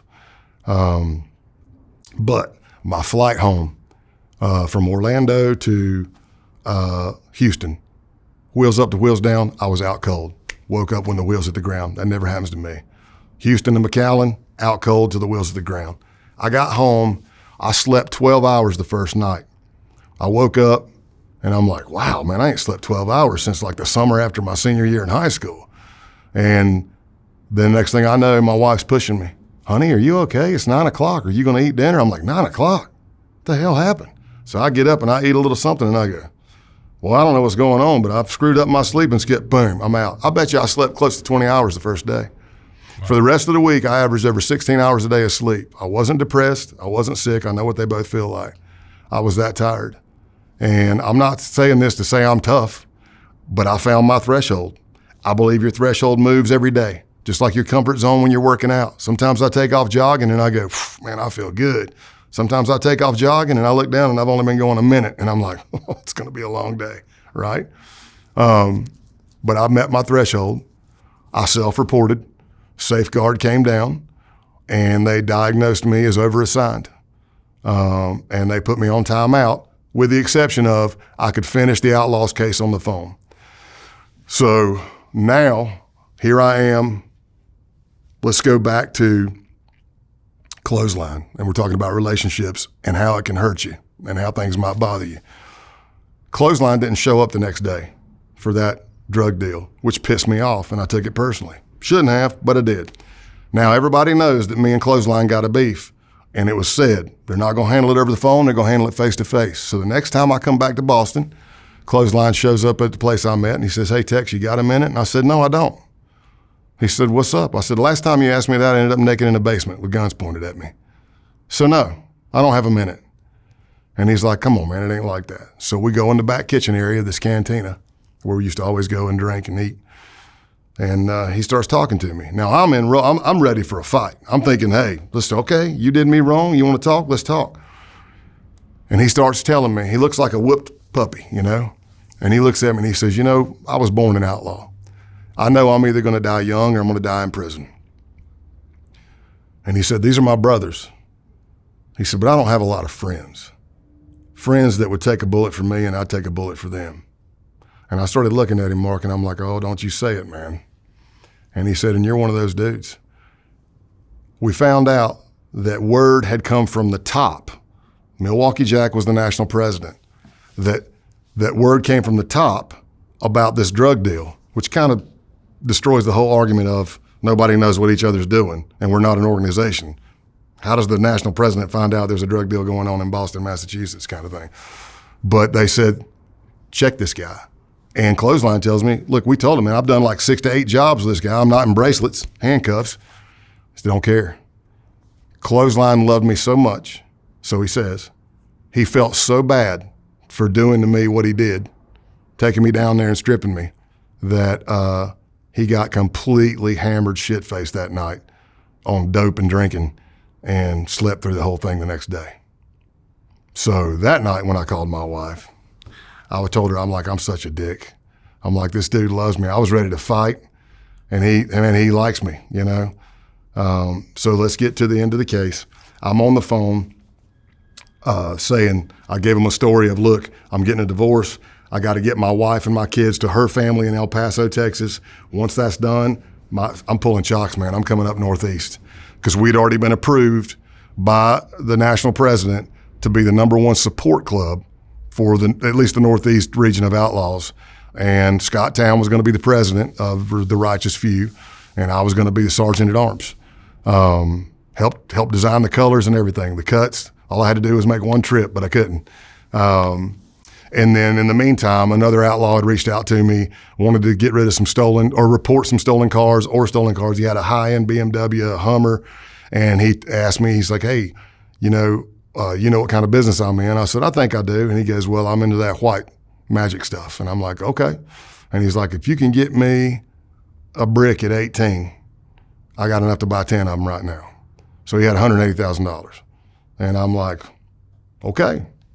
Well, I called the case team. I'm like, look, he reached out to me. Do you want me to follow up with this? I can't come back up there. But so we set it up, and that ended up being the reversal. The truck drivers playing cameos that were undercovers went to go meet him. I was on the phone. I arranged putting the vehicles on the truck, told them how much to pay. And then when they were loading the vehicles, the way it was told to me is he asked them if they could get him 10 kilos, and they said yes. And that was the takedown of the case whenever they did that reversal to show up with the 10 kilos. But I'll give you a little heart tearing here. I told you how close me and Scott were. I mean, when my daughter was 1, his daughter was 1. So developmental, they're acting the same. They're kind of making the same noises, the same movements. But instead of being at home with my daughter, I'm at his home rocking his daughter. So even though I've got the training and I know, look, is that really my friend? I'm an undercover. He likes Scott Calloway. He's probably not going to like Scott Payne, but I'm still human. And you start looking and you're going, man, he likes to drink, I like to drink. He likes to fight, I like to fight. He likes to live, I like to live. He likes to ride, I like to ride. He's got a 1-year-old, I got a 1-year-old. Essentially, we are identical in our thinking and everything, with the exception of he's a criminal and I'm an F.B.I. agent. But again, going back to what we said earlier, that could have easily been me. 100% could have been me. So it's time for the takedown of the case. I am in Nevada somewhere helping putting on undercover training, but I still have my undercover phone. And let's say I get back to my room at 5, 6, and I don't even know what time it was because I can't remember the time difference, whether it was 3 hours or what. But my phone is beeping, and I get to my hotel room, and Scott's left me a message. And I call him, and I go, hey, what's up? And he's all raspy voice. He's like, hey, I just want you to know, your boy Tony, my truck driver, and the other guy, they got locked up with Timmy. I don't know what the hell's going on, but they just called me and told me, and I wanted to let you know. And I said, well, they're not up there for me. I said, maybe they're doing something on the side on their own. He said, well, I'm going to get up, get cleaned up, find out what the hell's going on. I'm going to call you back. I said, okay. My last words to Scott Town. And he said, I love you, brother. And I said, I love you too. And about 45 minutes later, a SWAT team hit his house. And he went to prison. How does it make you feel? It hurt. I mean, that's the thing with undercover. We've already said you are building relationships that you're going to betray, and you need to find out how you're going to rationalize that or figure out a way for you to rationalize that in your own mind so it doesn't have a negative impact on your psyche. So let's just say before the big drug deal, and he wanted to do it, and I'm like, I pointed out to him, why are you doing this? You told me you got out of the game because of your daughters and stuff. Don't do this for me. You don't have to do this at all. And he's like, nah, I'm doing it. And I'm like, okay. I tried. But do I have any hate for the guy? Absolutely not. Do I love him? Yeah. Yeah, I do. Where's he today? He's in Massachusetts. He's out of prison. He's out. Yeah. He's a good dude. Could you go see him now? Yeah. You really? Yeah. Yeah. It'd be a 50-50 shot. He might punch me right in the mouth, or he might hug me. I'd say he'd hug me. Since I've gotten exposure, I've been blessed with the book. I mean, the book came out March 25th. I was on Rogan the next day. In 3 months, I was a New York Times bestselling author. Mm-hmm. And then the month after that, I was an international bestselling author. So I'm blessed. But, I have been trolled on Instagram by some of the Chocolate Scott. Started trolling me on Instagram, and he'd be like, F you, F you. You'd click his thing, and it would be like, Chocolate Scott, 1%er, fuck you, Scott Payne, you big bitch. That's his title. So I'm laughing because I can picture him high, typing it and giggling, and then he put like, you're a loser and this stuff. The last thing I read before I blocked it was he put in there, which actually validated me, because some people think like, hey, you're lying. I go, well, pull the reports, pull the court records, but he said, I've seen you naked in a basement, not much to see. Like, I so wanted to hit accept and be like, you're still picturing me naked from 2007? I mean, this must be a boring life you got there. On this topic, Giovanni Rocco, who we both know. Yes. He did one of the probably the best interviews I've ever done, a 4-hour talk. But he talks about this, about when you betray these guys that you've made really great connections with. And he says, and I think I may have asked him the same question I asked you, which is, can you talk to these guys now? Can you reconnect with them? And he goes, I think everyone understands that that's just the game. Yeah. That's just the game. You won this one, they'll win the next one. Listen to Pistone. Sonny Black went to go get killed because he was going to get killed for letting Joe in, kind of thing. He told his old lady, wife, whoever it was, make sure you get in touch with Donnie Brasco. And she did. And basically the message was, I'm not going to take the words out of Joe's mouth, but basically the message was, let Donnie know that I love him. And if it was going to be anybody, I'm glad it was him. So there's that dual respect in there. But yeah, I blocked Scott after that, Chocolate Scott. But I wanted to accept it and go, it was cold in the basement. I'm not attracted to you. And I thought I was going to die. That does a lot of things. The last thing I was concerned about is what I looked like naked at that moment. But it tears on you, man. So I get put on timeout, and then I transfer to Tennessee because I'm timeout from Undercover. I'm still an agent, right? I'm doing all that stuff, still doing SWAT and tactical stuff. But I transferred to Tennessee, and I come off of my timeout, and next thing you know, I'm in another Undercover, and then more and more and more. And I've learned as time goes on. I try to learn from my mistakes. Like, for instance, I go to an Undercover in rural Tennessee, the one I was talking about, where it's a public corruption case, but we started uncovering all this opioid epidemic as it's growing, and some sick stuff going on, man. Sex with dogs, sex with donkeys, dude gets 2 fingers bit off. I mean, it's crazy. It's all in the book, but cockfighting, and that's a slippery slope. You're at the cockfight. Well, they all grew up around it. It's in a rural area. It's in the middle of the woods. Cop cars are there. Well, there's also drug dealing going on openly in the parking lot. So if the cops are okay with cockfighting, which is clearly illegal, are you okay with the drug dealing too? Or are we going to allow that now? So it's just a slippery thing. But at one point in the case, one of the sponsors, one of the guys running a bunch of people down there and dealing in pills and stuff, Gerald Bible, we got wind that he thought I was a snitch or a fed, and he was coming to my house. So I said, okay, I got it. He walks in the house. As soon as he shuts the door, I go, hey, man, welcome. Shut the door. I said, look, before we even start talking business, I don't know you and you don't know me. Take all your damn clothes off. I'll make sure you're not wearing a wire. Where did I learn that? Because it happened to me. But I did it to him, and he was like, holy shit. And just so I wouldn't start a shootout, I said, you don't trust me? Here, pull my stuff down. I said, no wire. Are we good? You know, and we go that way. I learned that from the Outlaws case, and it happened to me. So you try to progress and move on. And then there's all kinds of stuff in the book, from murder for hires, crazy stuff like torture. One of the most satisfying murder for hires I ever did was one of the quickest undercovers I've ever done. A pedophile who was picked up. He was sitting in jail in San Antonio on molestation charges, tried to solicit somebody in jail to kill the kid he allegedly molested, which pretty much lets you know he molested him. And they brought me in, and I went in and met with him twice as the killer. And he was so greedy, he asked me to if I could kill the rest of the family. Because in his mind, if the kid's dead, there's no trial. How many days did you spend in prison?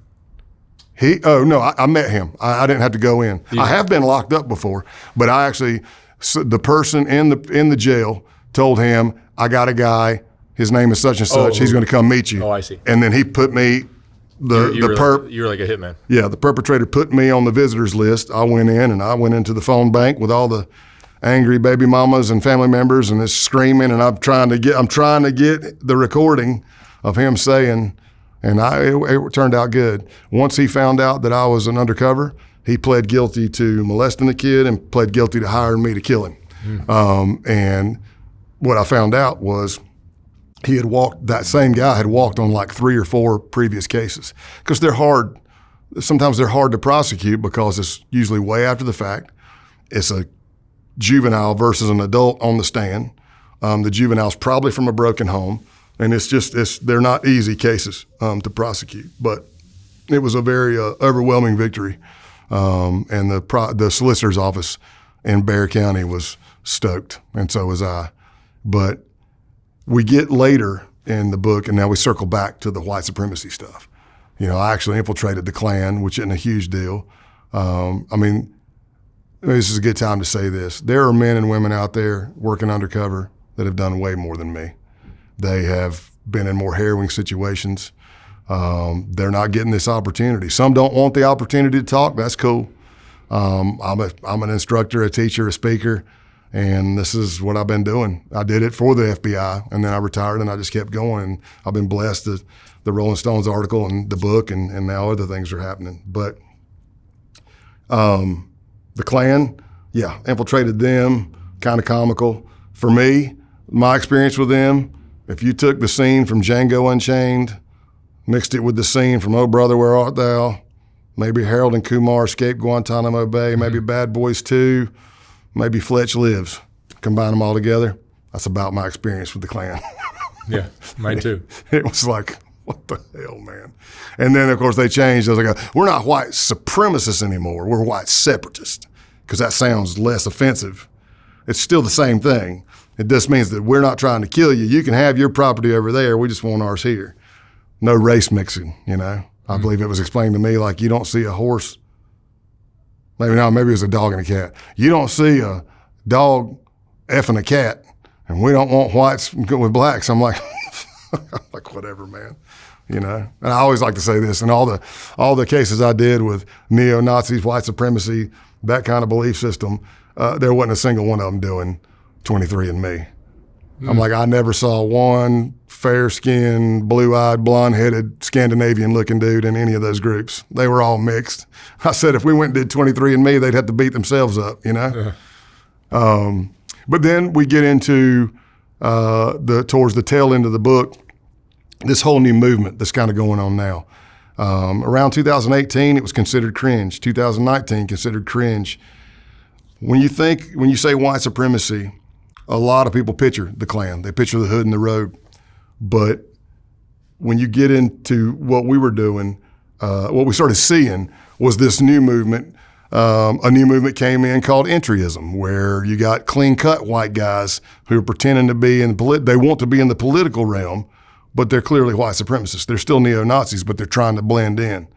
Not a lot of afterthought, not a lot of forethought, because even if you go in and you say, okay, I am now in the Republican Party, and I'm going to start pushing policies that are pro-white and anti-everything else, I think we're going to pick up on it. I think I'm going to notice if a restaurant says whites only. I think it's going to be all over the news. But they would also try to infiltrate the Democratic Party and try to bring it down from within. So then you graduate from that. Still neo-Nazi belief system. Still Hitler's the greatest thing ever. But then we get into what they call siege culture, accelerationism.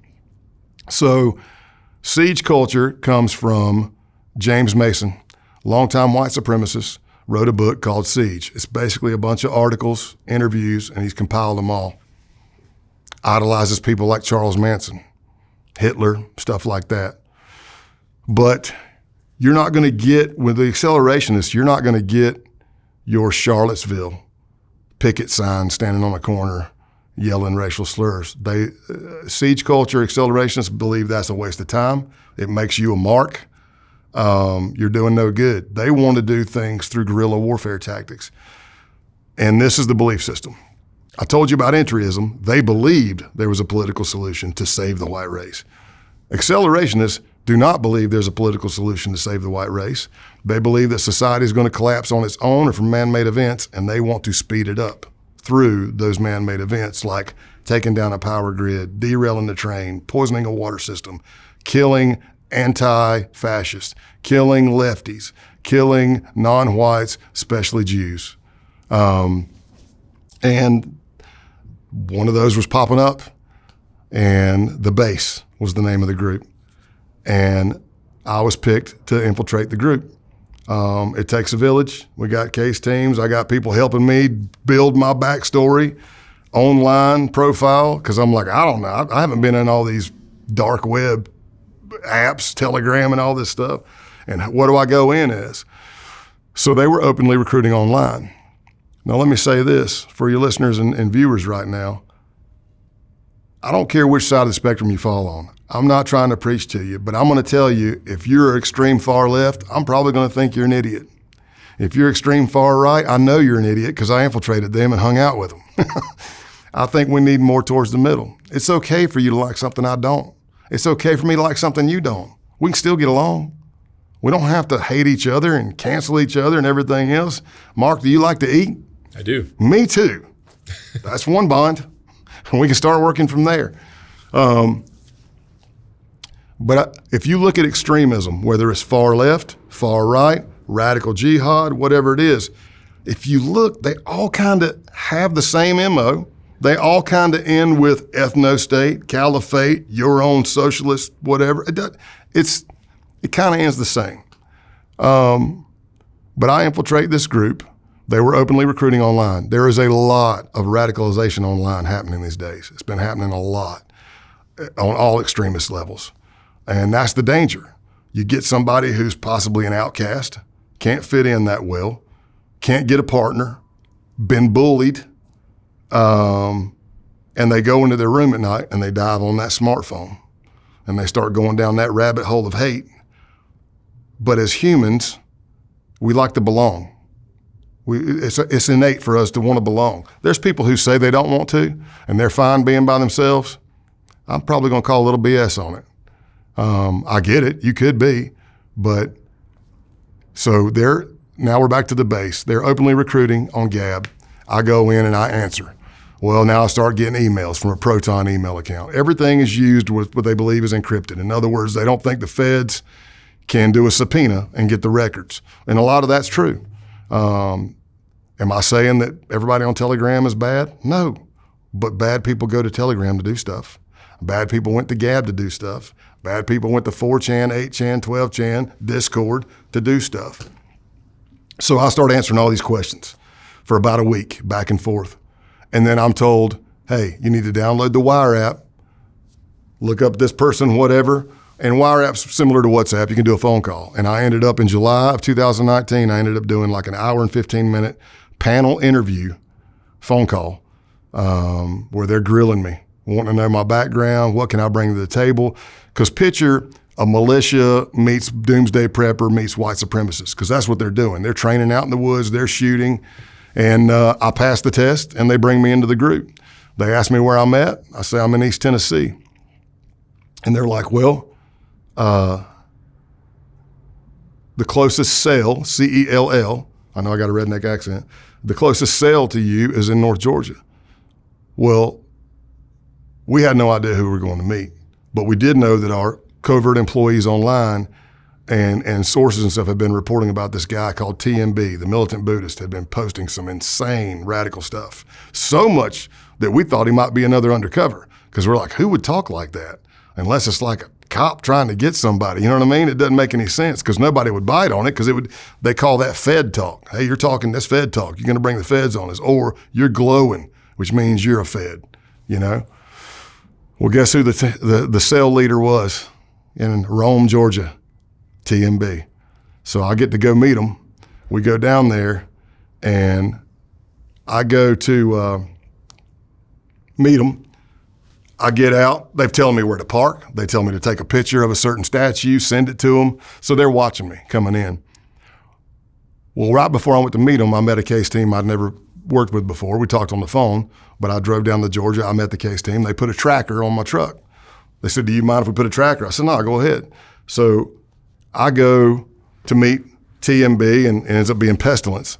So they come walking up. He says, we do our quick little greeting. I came in as White Warrior, but I became Pale Horse, which is the name of the book, code name Pale Horse.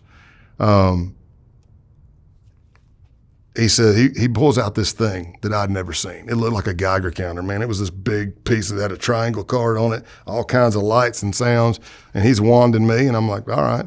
He starts wanding the truck. I'm like, cool. He starts going down the back of the truck on the driver's side towards the back fender. Somewhere in there is where they put the tracker. I'm just now meeting these guys. That thing in his hand starts going nuts. It's making all kinds of racket. It's getting brighter and louder, and I'm like, oh, it's picking up the tracker.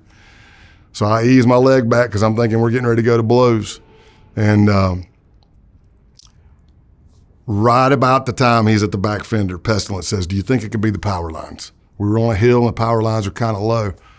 He walks away, almost got it, walks away, goes to the power lines, it goes nuts. He's like, damn it.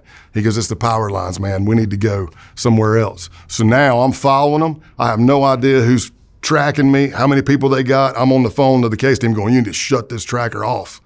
And they're like, we don't know if we shut it off, we can get it back on. They don't want to lose me. I don't want them to lose me. We don't know where the hell we're going. And I said, well, you got to shut it off, because whatever he's got's picking it up. And if you don't shut it off, this is going to be a fast undercover.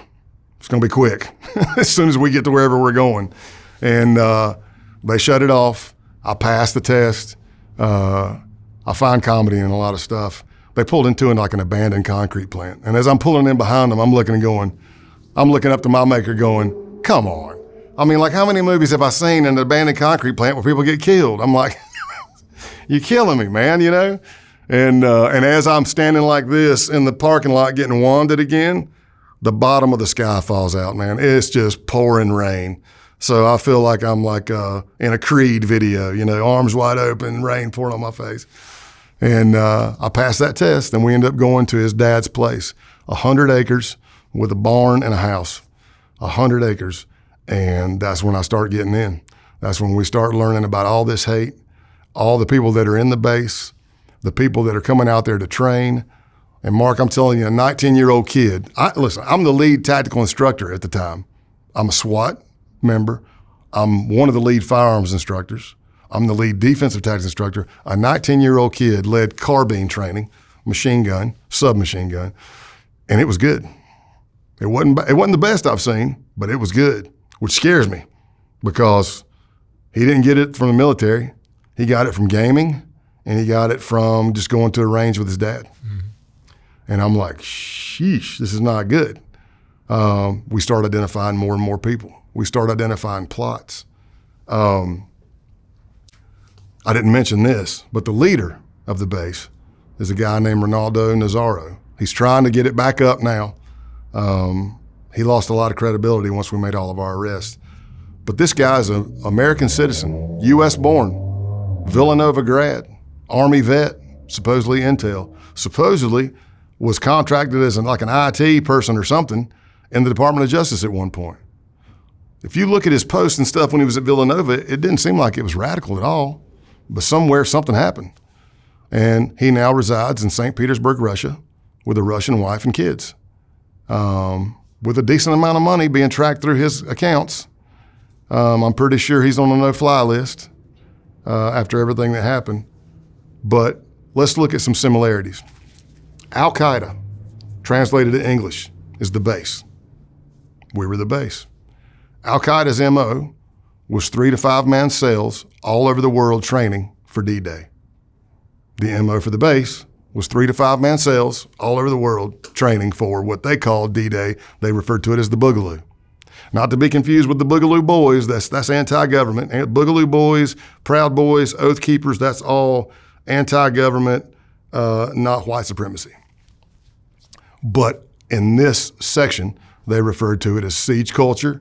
Boogaloo was D-Day. They used things like verbiage like, when were you red-pilled? Talking about the Matrix scene, right?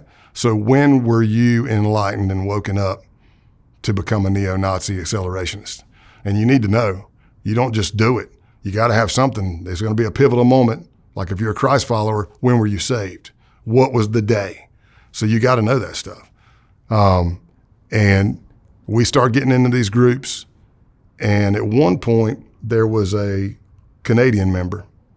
And they're real big. They were real big on flyering or stickering or postering. Basically, they go up, somebody sprays glue, you slap it up there, it'll say, save your race, join the base, it'll be a picture of something, there might even be a QR code.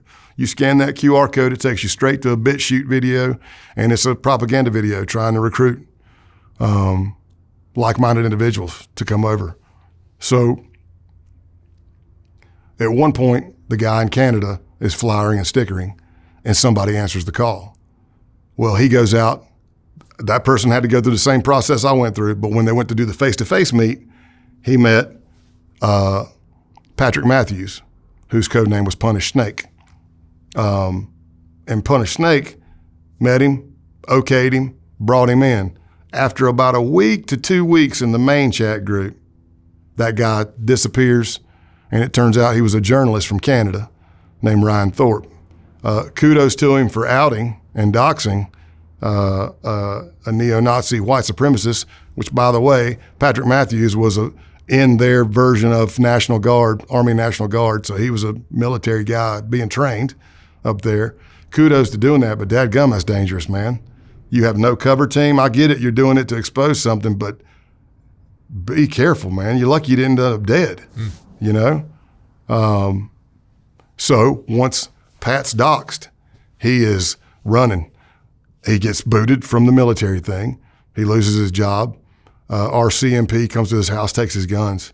And then the last we hear is they got a picture of his red Dodge Ram sitting at the border, and he's gone. So we're starting to think he's absconded illegally into the United States, and the base is helping him. And we're on a hunt, and we're trying to find him, and we're trying to find him. And you have to understand that the base is worldwide, and it's also nationwide. So I'm working in Georgia, but there's Georgia case teams there. I'm also working in Delaware, so there's Baltimore case teams working all that. There's cases all over the United States on base members. And the crew out of Baltimore did really, really good at tracking this guy. And we thought he might be down on the farm, and I went down for some training, and there he was. He was sleeping in a horse stall for about 4 to 6 months while things cooled off, grew his hair out, and ended up moving back up to Delaware with a guy who went by the code name Can't Go Back. But here's what I'll tell you. There's a lot of young guys in this group. I already described kind of some of them are outcasts, this, that, and the other. A lot of them didn't even have a car, but they were building an arsenal and a kit for the Boogaloo. I mean, they're wearing Cry Precision plate carriers. That's the same thing F.B.I. SWAT team. That's the same thing we wear. I literally could have taken my kit from the FBI and just pulled FBI stuff off of it and said that was my kit, and I'd have been fine. But just to be safe, I ordered all my stuff for me to mimic them. But and they're building guns, and they got pistols and rifles and their battle rattle. They got their gun belt. They got all this and go bags, bug out bags, so like you could survive for a week. We're training things like how to live off the land, how to build bunkers in the ground, hand-to-hand combat, firearms, tactics. And then we're talking about crazy stuff like Pat would say he thought he was a ghost because nobody knew where he was anymore. His life didn't exist anymore, so he could just go kill whoever he wanted. And we would have these conversations where when the Boogaloo happens, when that D-Day happens, it's either fascist or not. If you're not fascist, you're automatically anti-fascist. And he would tell stories where he goes, and he would get teary-eyed. He's like, I may have actually put a bullet in my dad's head. I'm going to give him the chance. But if he doesn't agree to become fascist, I'll kill him. And then another member might be like, well, I'd kill my dad too, but I wouldn't want to pull the trigger because I'd cry myself to sleep every day. I'd just get somebody else to do it. And then another member would be like, well, you guys are farther along than me because I couldn't kill my parents. It's just crazy stuff. But that stuff festers, and that hate begets hate. You know, the left is real good, extreme left, real good about doxing, showing up at your house, your kid's school, your business, saying, oh, doxing you. But when that happens, then the far right's going, what are we going to do? How many of our brothers have to fall before we do something? And then they called for Operation Crystal Knot, which was to go out and tag and slice tires and burn and spray synagogues and stuff like that. So we get to me getting more and more trust, and we're trying to build a case if these guys are actually planning on doing something bad or not. And we start uncovering some murder plots and things like that. We had a hate camp in Halloween of 2019. Halloween night, I'm down there, and the temperature dropped extremely. It was like the coldest day of the year. It dumped like 40 degrees in one day. And we're out, and a lot of the guys in the base claim to be pagan, but just like some in the white supremacy world claimed Christian identity, it's not Christianity. They've taken, Christian identity is this. It's a big belief system with Aryan nations and stuff, and it's making a comeback. But they believe this.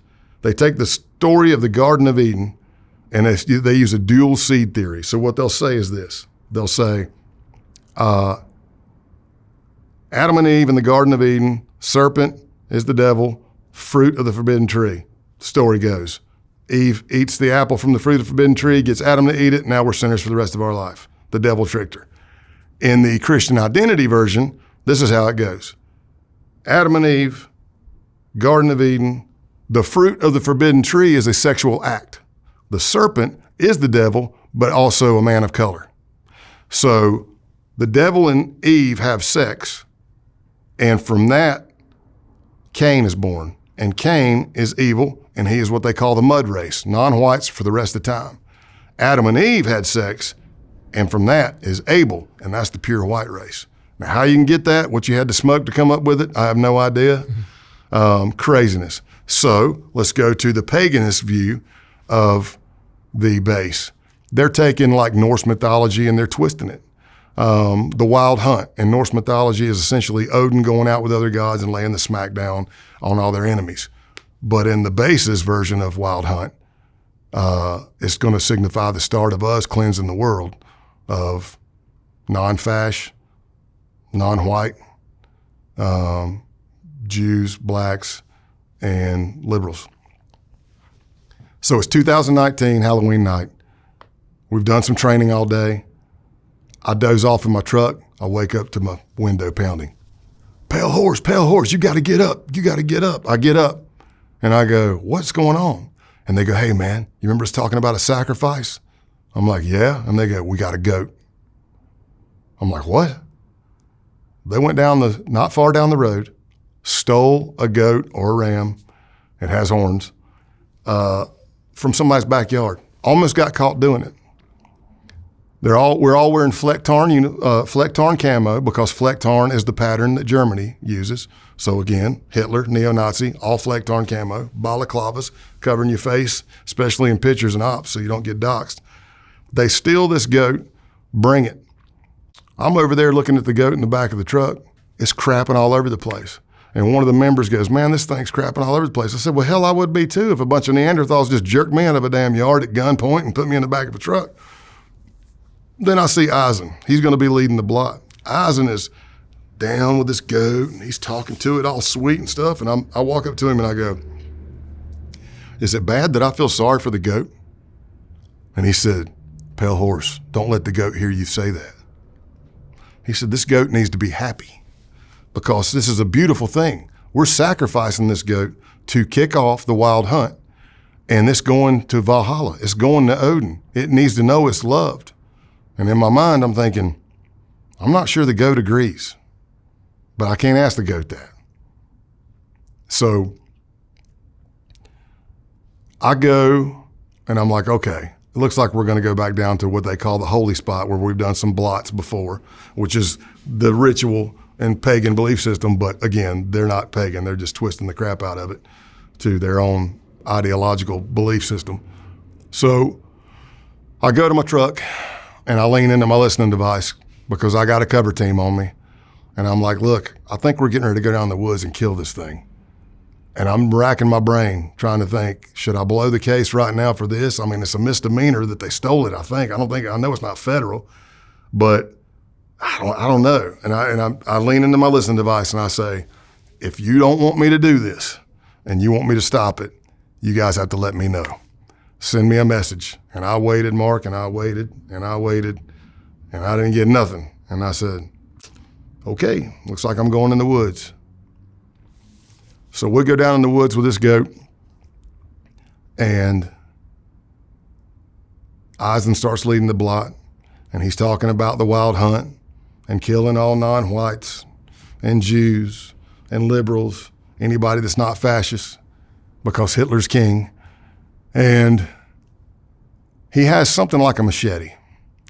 And we're all in this holy spot, and everybody's on their knees in a circle, and the goat's in the middle. Somehow I ended up at the back of the goat. And Eisen's got this machete, and he's thinking he's going to chop the head of the goat off.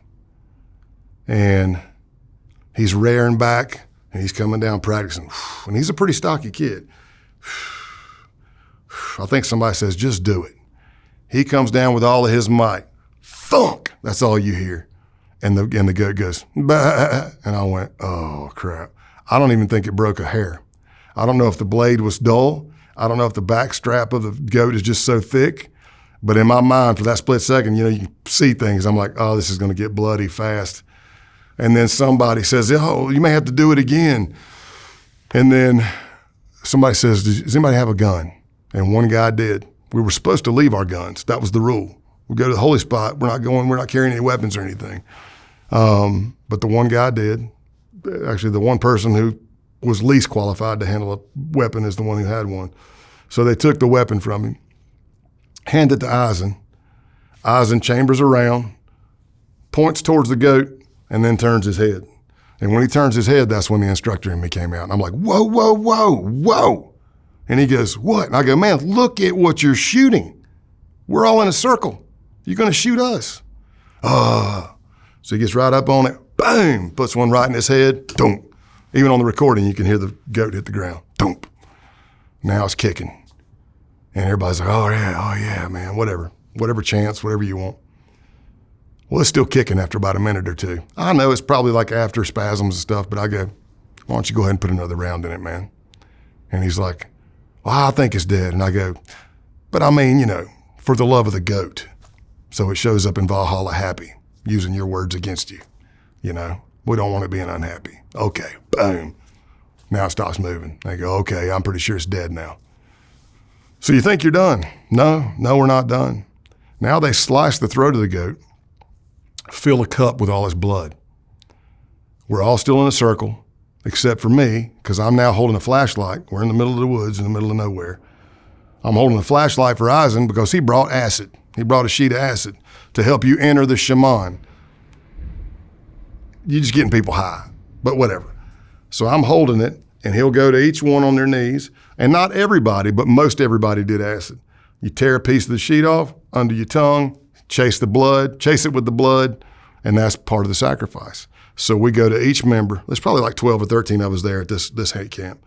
By the time it gets to me, it's my turn to drink it, and I'm looking, and it's clotted, it's coagulating, it's just all chunky, and I'm looking going, oh gosh, I don't want to turn this crap up, man. And I think it was Pestilence that gave me an out. He said, man, if it's too thick, man, just dip your fingers. So I had 2 fingers, solid blood. I sucked all the blood off my finger to signify the sacrifice. Luckily, I'd carried a beer down there. I chased it with a beer. And then they proceed to cutting the rest of the goat up, dumping its innards in a creek. One guy was cooking it. I've had gamey stuff. It was the gamiest meat I've ever tasted in my entire life. And we carried the head around. And there's an infamous picture that was blasted on BBC and from Vice and all these, and it's us at that hate camp with the flag, the 3-rune flag of the base. We're all giving a sig heil and holding the head of the goat. And it was blasted everywhere. And then we finish. The next day of training was shot because most everybody was still high on acid. But by Saturday, we're back training. Now we go down and we're doing more propaganda videos because the rule was this: the next video had to be better than the last video because we have to recruit. We have to get this growing. So we're doing torches down through the woods.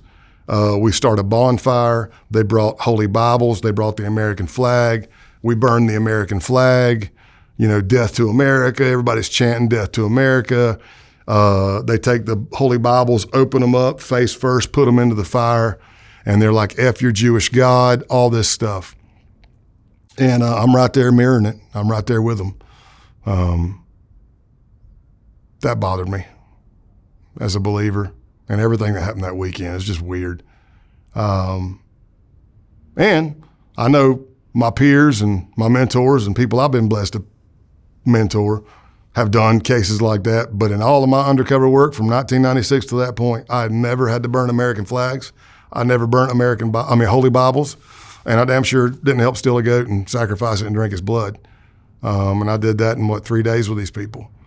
So I will tell you the Bibles didn't burn though. That was a weird thing. They didn't burn. I was on an interview the other day, and the guy said, his response was, "Is it odd or is it God?"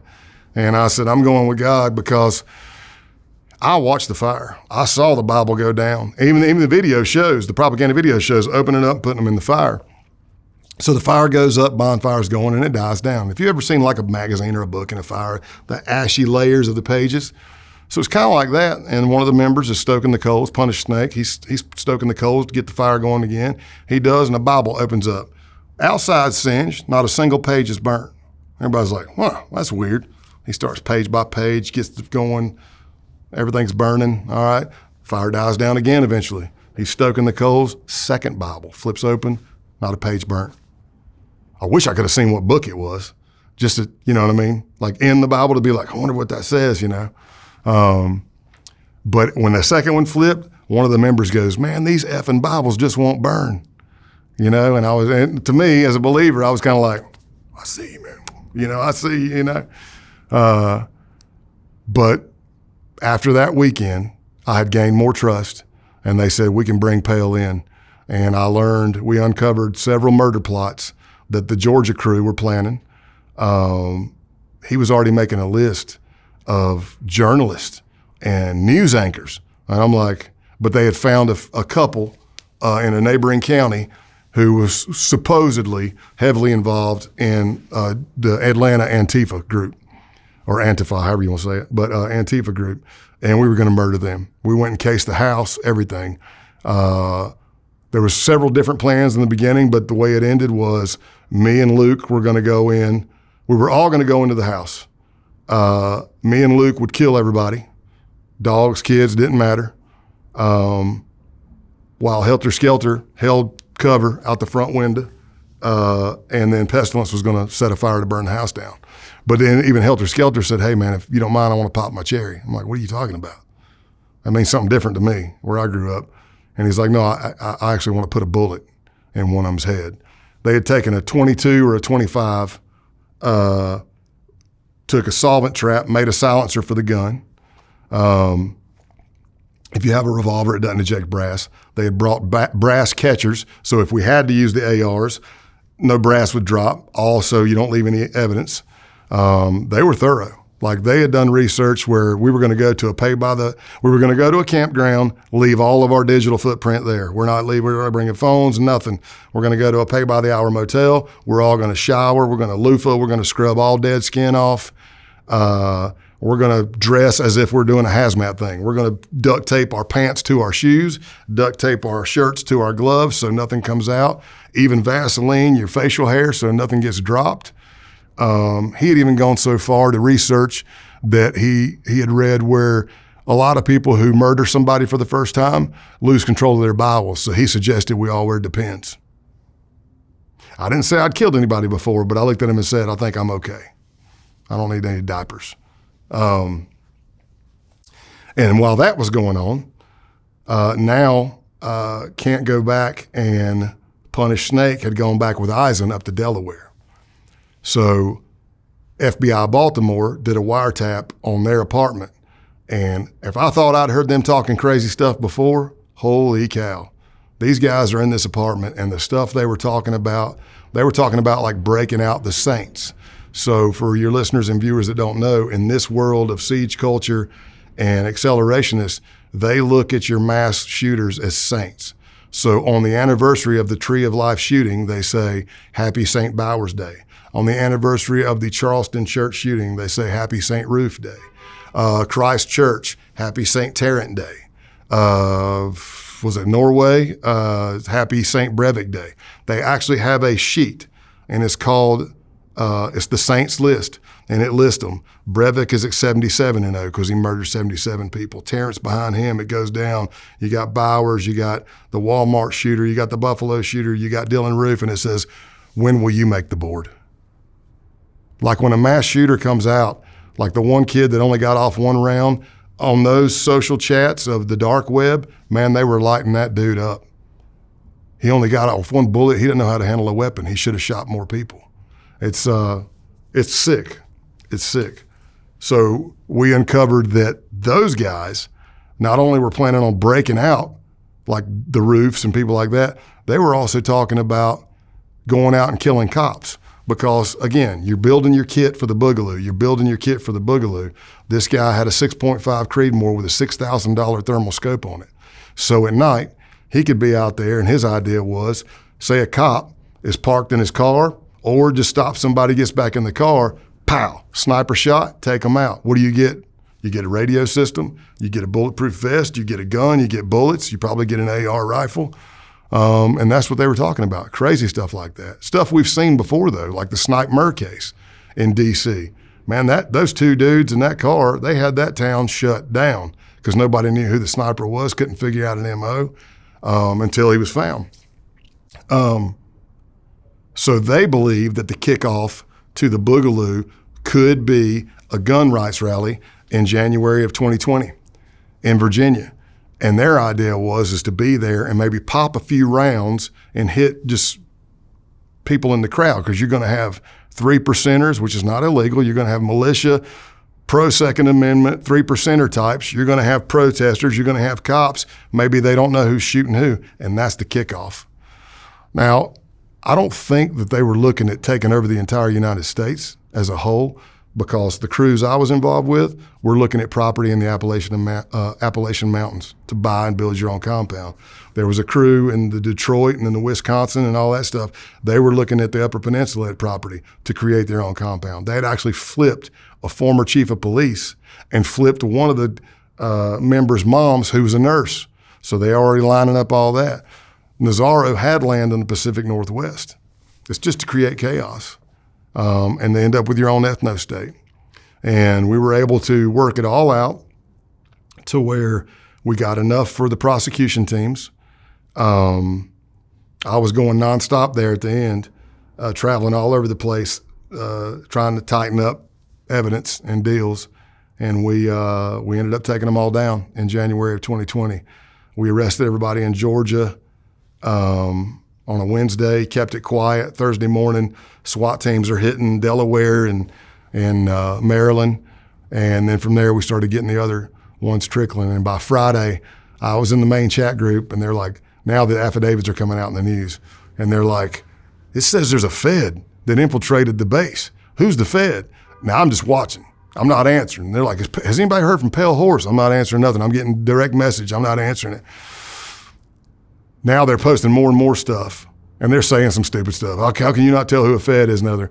And then right about 5 o'clock on a Friday, Nazzaro, who went by Roman Wolf and also went by Norman Spears, came on and said, I'm not sure, something to the effect of, I'm not sure we would have ever known who it was. Turns out he's one of our best members because he had gone back and he's trying to figure out who it is too. And somewhere around 5, I got the, you've been removed by Roman Wolf. I screenshotted it and sent it to every case team in the Bureau and when I'm out. But they had some coverage in there. And afterwards, I got back to the office and they had printed it out. And it was them talking after I was booted. And there were things like, you're saying that the big guy with the deep voice was the Fed? There's no way. That's one of the best neo-Nazis I ever met. And then another one was like, is that the guy with the deep voice? And they're like, yeah. And he goes, there was something really endearing about him, you know? So yeah, we lived to fight another day. We thwarted some stuff.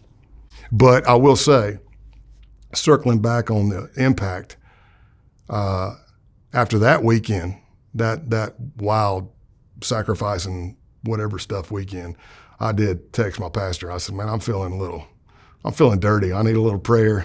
Felt like I needed to go get in the shower, you know. But, you know, I talked about some of the stresses on your family. You know, my wife's not law enforcement. She didn't sign it. She signed up. She didn't know she signed up for it, but she signed up for it when she married me. But she's not desensitized to my world, man. To go get psychologically assessed, which one time she had to be psychologically assessed in order for me to work undercover again. And she did it of her own free will and to support me. Even if they use kid gloves, she's not desensitized to that.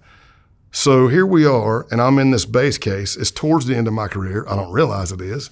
I think I'm still working the 57 at that point. But I remember being on the back porch one night, and my wife, she's like, made the comment, and we were sitting there having a drink and talking, and she made the comment of something like, yeah, when I was in the base, she's like, yeah, I was covering you in prayer. And I kind of giggled. And she's like, what are you giggling at? And I go, honey, I mean, I was a narc when you met me. I mean, we've been doing this, you know, 25 plus years with you, you know, if not more. I mean, I'm okay. Mark, she wasn't smiling. She jerked a knot in my ass is what she did. She looked at me and she said, let me tell you something. I am your wife, and it's my job to cover you.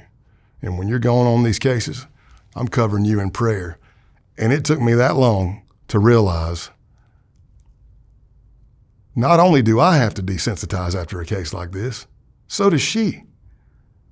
The whole time I was undercover in the base, it's rocking her world. When I was in the Outlaws, she used to move furniture. She'd get nervous energy. I'd come home, I'd walk in and trip over something because she'd been moving furniture the whole time.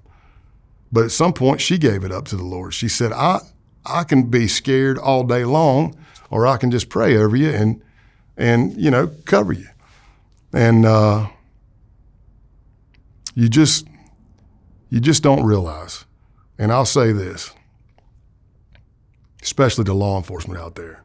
There is no, and I know I'm speaking against even what I did in my younger age, but there's no case out there worth you losing your family, worth you losing your health, worth you losing your life, your marriage, your job. There's not. I'll do a caveat because I'm also an active shooter instructor. I still travel the country for Alert, the national standard.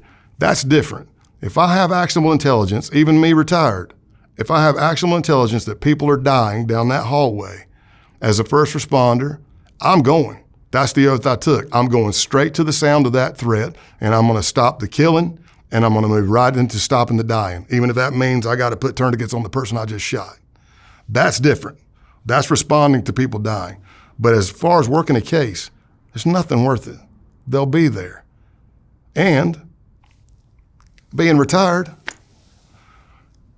nobody's going to remember you 2 generations from now. Maybe there's an old movie or something. I don't know.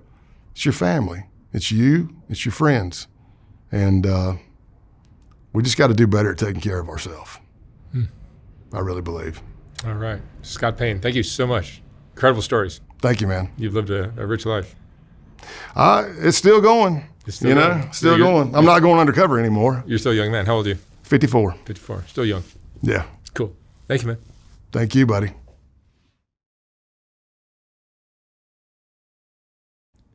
When I was designing the first Soft White Underbelly book, I realized that there were so many great portraits that weren't going to make it into that book. They just wouldn't fit. And once I saw how well that first book sold, I knew I'd have to design a second book. This second book is finally ready to ship. Like the first one, this book has a collection of some of the best portraits from Soft White Underbelly, accompanied by a quote from that person's interview. This book features another group of Rebecca portraits, as well as a collection of color images of the Whitaker family, and plenty of others. You can order yours for $125 or $150 for a signed copy at softwhiteunderbelly.org.